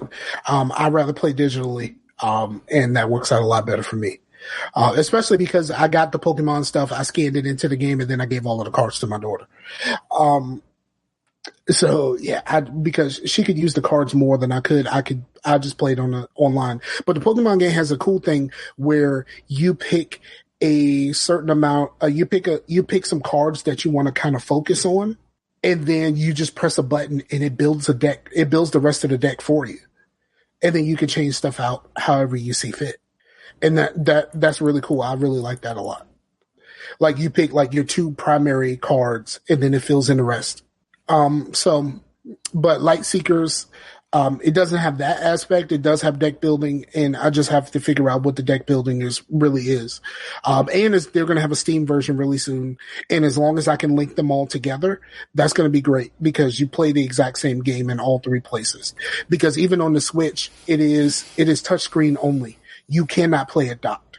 Like, when I put it in the dock just to see, and it was like, yeah, this is available on touchscreen. You need to take this off. Right. So, and then I play a lot of Prison Architect. I recorded a lot of it so that I can put up videos on this YouTube page. I know it's going to separate places, but the Geek Skull Raw Universe page, I just need to edit them because all of these videos are way too long. They're all like 40 minutes, with the exception of the third one. But I just get way too deep into playing it. It just says, "Keep calm, I got this." And it has a PlayStation controller at the top. She asked what my shirt says. I have two of these. I got this one and a blue one. They're both kind of old, and the letters and everything is just kind of cracking and shit. So I play Prison Architect, and I really liked it. I really like that game a lot. Amber says she's been playing a lot of the Mass Effect trilogy. Duh. Like, do you really play very much of anything else? And then I played 2K18. I did realize before I really got into 2K18 on the Switch that I probably should have bought 19. So I went to the store to try to find 19, and then I forgot that it's around the time of the All-Star game. So like all of the basketball games are just kind of gone. So like I was gonna trade it in, but then I realized I got a deal on this one. I got like $5 off, so really I only spent $13, and like all of the stores only really had it at full price. So like, do I really want $13 off of a $60 game? No, I'd rather just wait and just get it used later because I don't have to be up on the times, blah blah blah, whatever. So I am playing a year-old game, and I suck. I suck so bad. I've played like a bunch of the My Career stuff, and I cannot shoot. I cannot shoot at all. Because you're not WASDing. No, man. I mean, it's a basketball game. It's a basketball game. But I can't shoot. Like, when I'm playing and I'm just kind of in my crib and there's a basketball court there, and you just kind of shoot around and stuff like that, everything is fine. As soon as the game starts, even though I'm playing on easy, I'm Nepo-ing this thing and I still can't shoot. And then here's the crazy part. When you talk about 2K, you can't talk about 2K without the microtransactions. Right. Like, it's impossible. So I went ahead and I spent a little bit of money, not a lot, to just make my character a little bit better. So you start off like really low. But they do have a shot creator, but you don't unlock the shot creator until your character is a certain level. Like, your character has to be an overall 75 in order for you to be able to create a shot and kind of tailor it, the timing and stuff like that to you. So like, I'm like a 66 right now. And am I going to grind this thing out, or am I just going to spend the money? And I do not want to spend a lot of money on an old game. I really don't. But I really need to do something about not being able to fucking shoot. So I'm kind of stuck between a rock and a hard place right now, when it comes to this shit. So I'm just kind of like, I don't know what to do here. So that's what's happening there. And those are the games that I'm playing. Oh, yeah. Amber just reminded me, I did play the Resident Evil 2 demo, but I played it on PC and I wasn't able to get my frame rate above 30, but I did enjoy it. And that was the game to where I was like, I want Fred to help me out because I know that he owns the game. Maybe he can try it on a computer that's more like mine to see if it was just a demo or something. But I was like, mine's fine. I mean, it's not the like greatest of greatest, but it should be able to play this. So I didn't know what was going on, but I really dug it. Like, what they're doing with Resident Evil now is really cool. How they're like reinventing the series, but sort of going back to how they used to be in a way, to where it controls and stuff like a modern game, but like a lot of the story beats and the puzzle solving is like the older games. So I do dig that. So I really, and which is crazy, the Steam reviews on the new Resident Evil is like overwhelmingly positive, which is kind of hard to do on Steam reviews because people are salty as shit. You're muted. You're still muted. I thought I pressed the button. I guess I didn't. It goes back to what we were talking about before. Like, the internet is just a very, very bad place in most cases. Yeah. But yeah, that's pretty much been it, man. I am plotting on a new vape mod. And I've been watching a lot of videos and stuff like that with people talking about their best of 2018. And so I'm really close, but I think I'm just gonna go cheap. I found something that's like super cheap, and it could use the same coils as I use. It uses the Baby Beast coils, and it uses the G4 coils for the NRG tank that I have, because I use the NRG G4 coils inside both of my mods now, because the coils from smoke are terrible. So I've been using the Vapresso coils, and they fit just fine. So I think I'm going to use something that still uses the same type of coils. I use the mesh coils, and they are fucking fantastic. Amber liked them when she used them. Yeah, mesh coils are the way to go, and most of the tanks coming out now are mesh tanks. So I'm plotting on that. I don't know whether I'm just going to buy a new mod and a tank combo, or do I just want to get a tank first and then worry about the rest later. So that's what I'm doing right now. But of course, there's a lot going on the internet right now about a company. But I don't know how deep you get into like the vape internet community. Not too much anymore.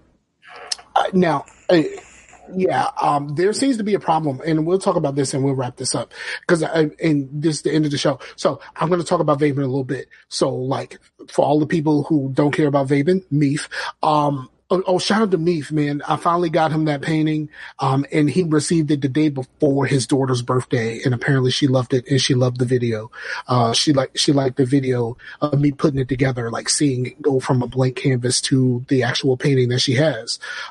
Was really cool, and that's really dope. Or Meef, you can hang out with us while we talk vaping. You can be in with the cool crowd. Nah, cool. You don't want to do this? But this is what I'm getting ready to talk about is kind of important, outside of what I just talked about with vaping.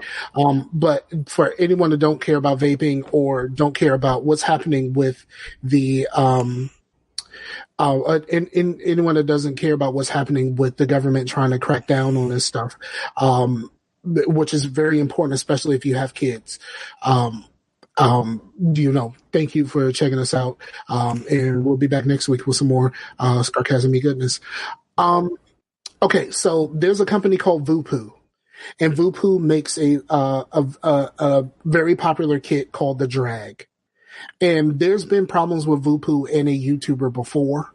And, a lot of the people on YouTube are just kind of like, nah, we're not reviewing their products on our show anymore, that type of stuff, because they had issues with a YouTuber. But this thing really really pissed a lot of the YouTubers off. So Voopoo sponsored a video from a guy in the UK. And like, for background, the government seems to be cracking down on like, especially jewel pods.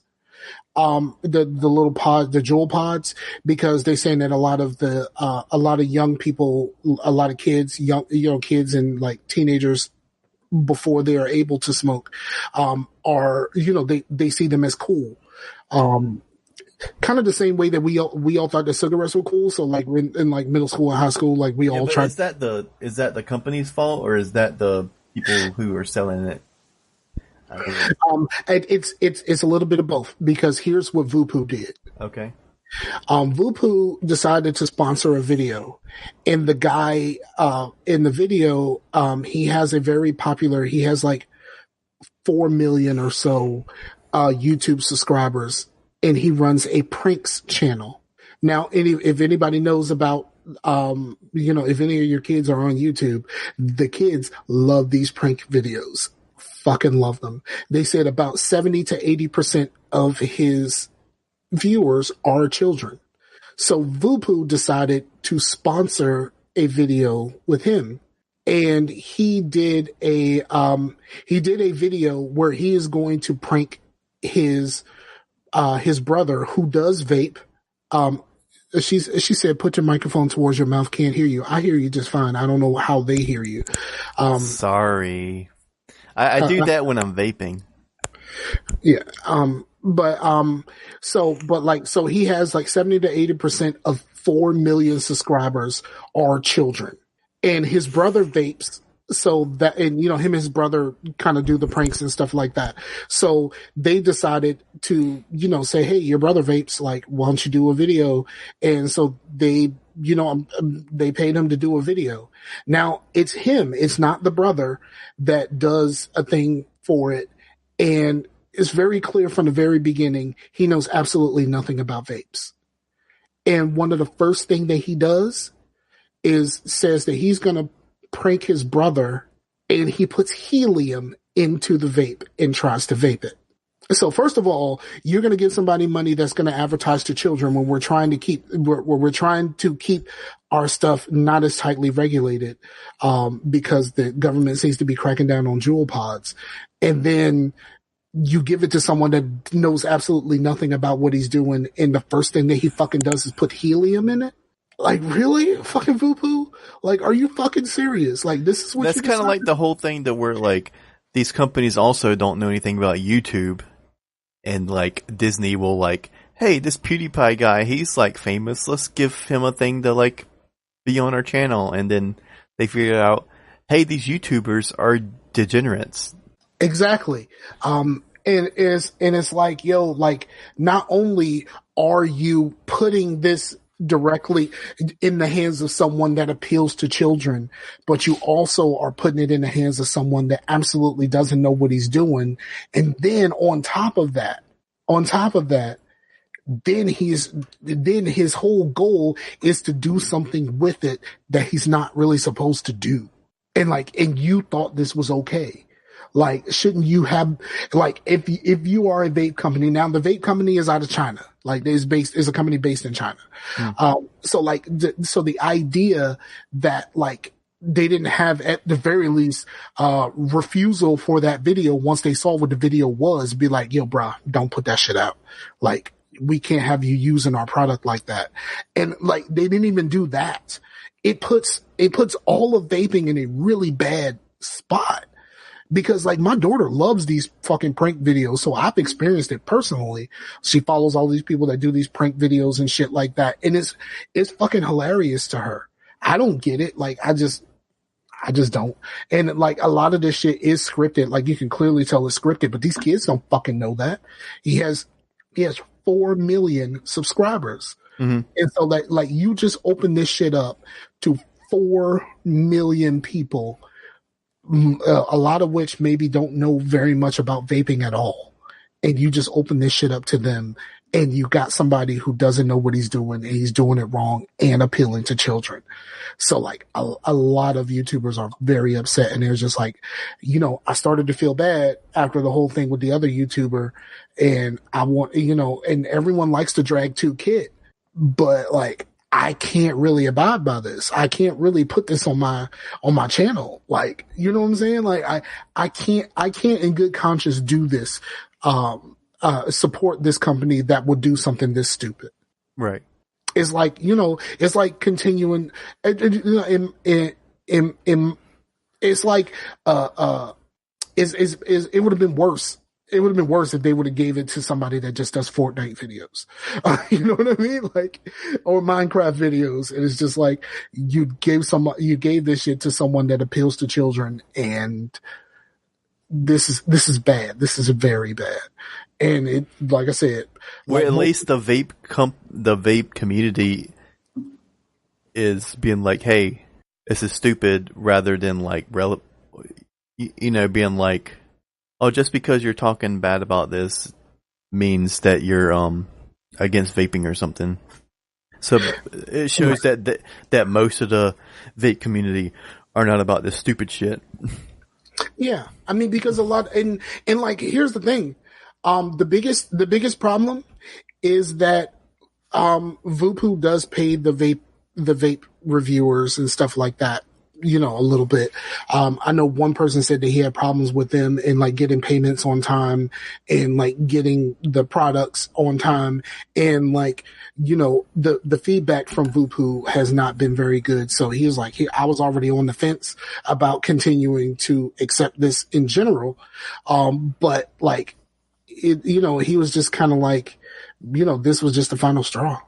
And like, we have to stand up to this, because if we don't, like, this puts all of us and what we do in jeopardy. Like, even, what was that? Vape Nation. That's an N? Yeah. That you look like you put up the VA. That's the Virginia 202 now. VA. Oh. You got to kind of crook your finger a little bit or something to kind of make it look like an N instead of an A. I don't really follow this channel, but that's the one video I have seen from them. But I know they're really popular, called like H3 something Productions or something. Well, they have one video that's like, he's pretending to be someone who don't know anything about vape, and he's like, acts like he's like someone who knows things about vape, and it's called Vape Nation, and it's pretty funny. Okay. Yeah. It's just like this is going to cause problems in the long run, and we have to try to head these problems off now, or this is going to become a problem for all of us that vape. I mean, even Juul has considered to stop selling their fruity flavors, and like they're just like, we can't. Like, we can't sell the fruity flavors because they're trying to say that this shit appeals to the children. And it's just like, shit. Most of the stuff that I like are the fruity flavors. Fruit and menthol Aiden are my says favorite. He loves me. Yes, Aiden loves me. He's supposed to. But yeah, like that does suck. What are they going to do now? Like, what are some adult flavors? Like, is all the vape going to taste like hot sauce and collard greens? Fucking tobacco and fucking sadness. It's going to taste like tax collectors. This shit going to taste like work. And like, somebody's gonna figure out what work tastes like, and like this is our new work. It's gonna taste like how a copier machine smells. This shit tastes like 9 to 5.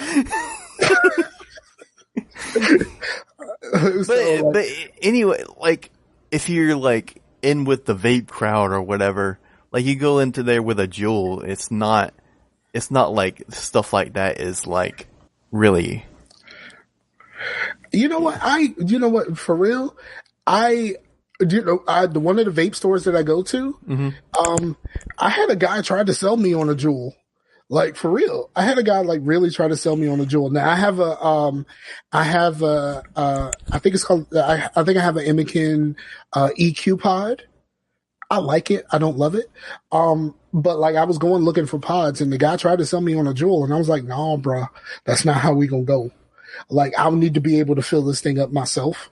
Like, I don't just want to get rid of no, I want to change this pod once it's gone, and that's it.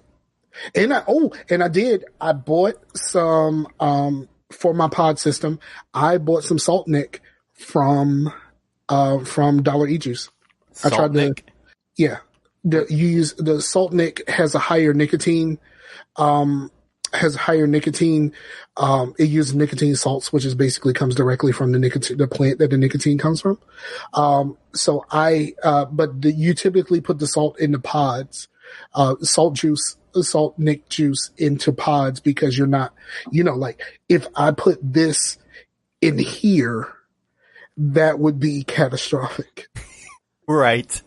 Because you want to know how much nicotine I have in most of the juice that I use? 3? 6. I typically go at 6. This is a 6. Uh-huh. This is a 35. Right. You know what I mean? Like, if I take the y'all can see on the show, I'm a chain vapor. I would kill myself with this. If I put this in that and I chain vape this, most of it you can get like 35s. And I also have, when I bought the EQ pod, I bought some Salt Nick juice that's a 50. So I have some salt nick juice that's a 50, and I would absolutely kill myself if I put it in a regular device, a regular sub-ohm device. Yep. So, well, what if they made a flavor that says it tastes like roses, but it really tastes like poo-poo? You know, I did have a juice that I got from Avail that tasted like apples and like floral. It has some sort of like a floral taste. It kind of tasted like flowers. It was terrible. Like the apples were cool, but the floral thing was just like, why would anybody make this into a vape juice? It was in their clearance pile, and I understand why it was in the clearance pile. But I bought some stuff on clearance and I tried it, and most of it was pretty good. But that stuff was like, bruh, I just need to go ahead and vape this shit and get it over with, because I really don't want to vape flowers. Right.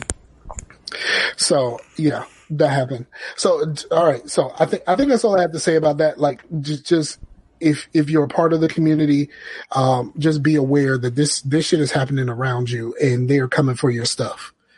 You already have to do like all these kind of like when I how the thing has all this writing at the bottom.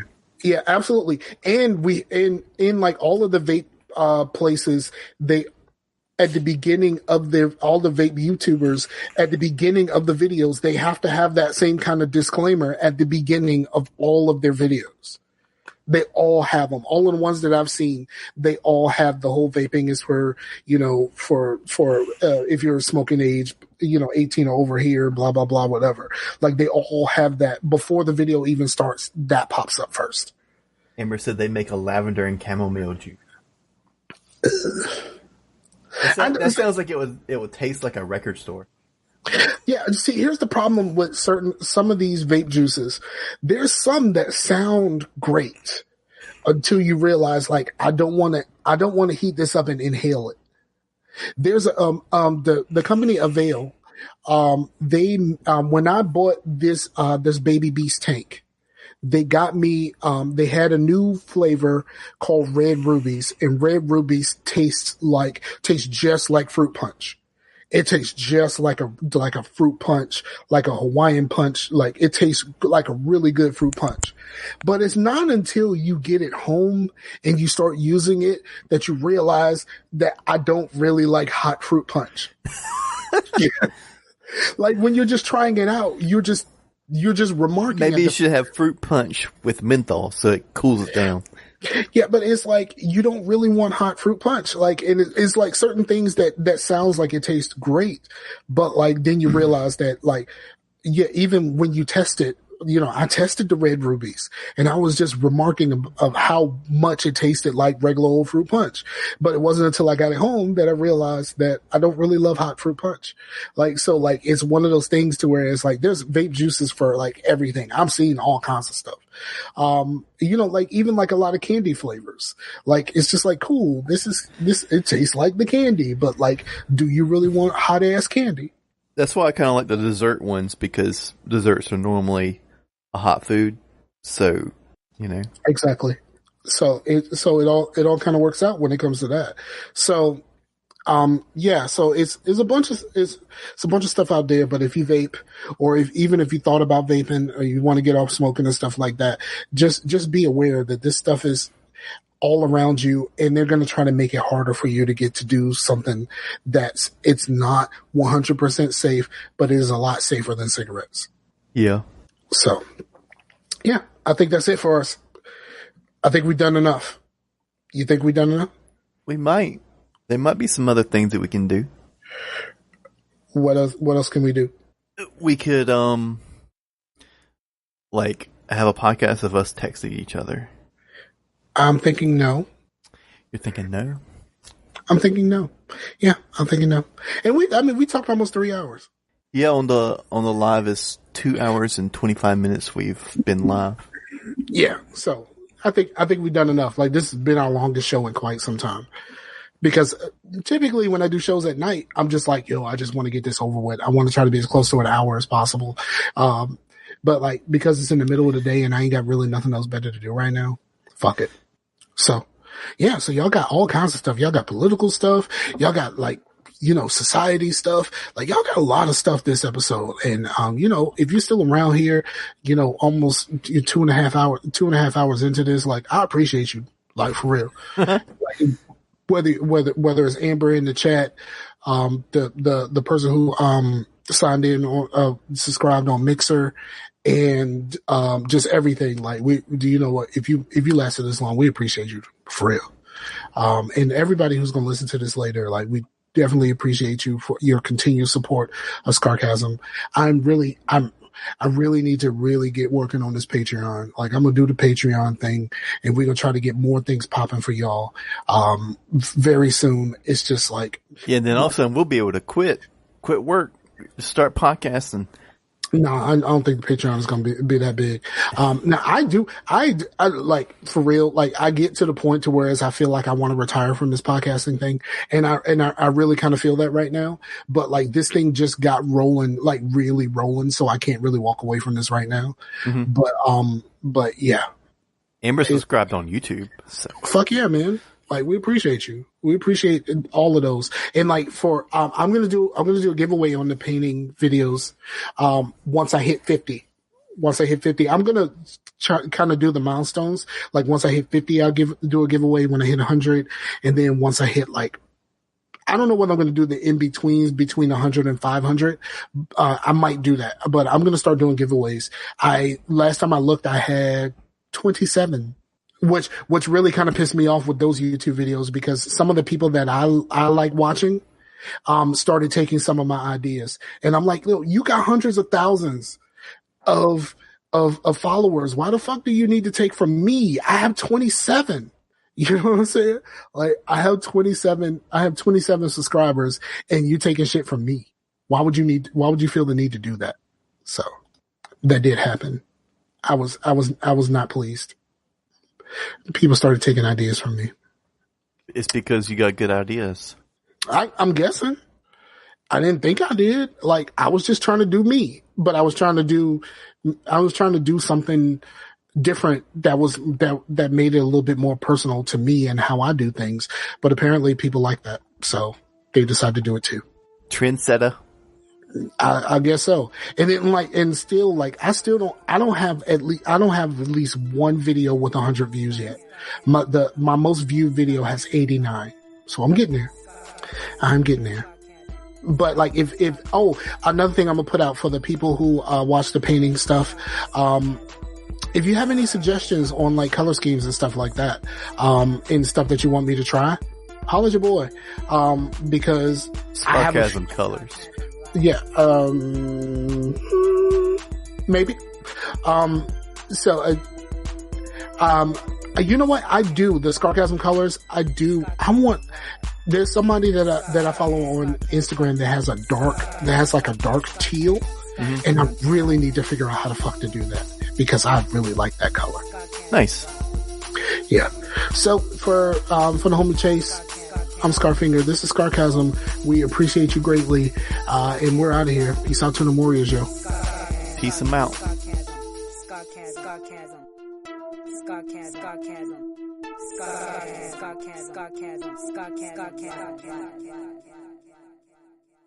I like that shit. Yeah, boy.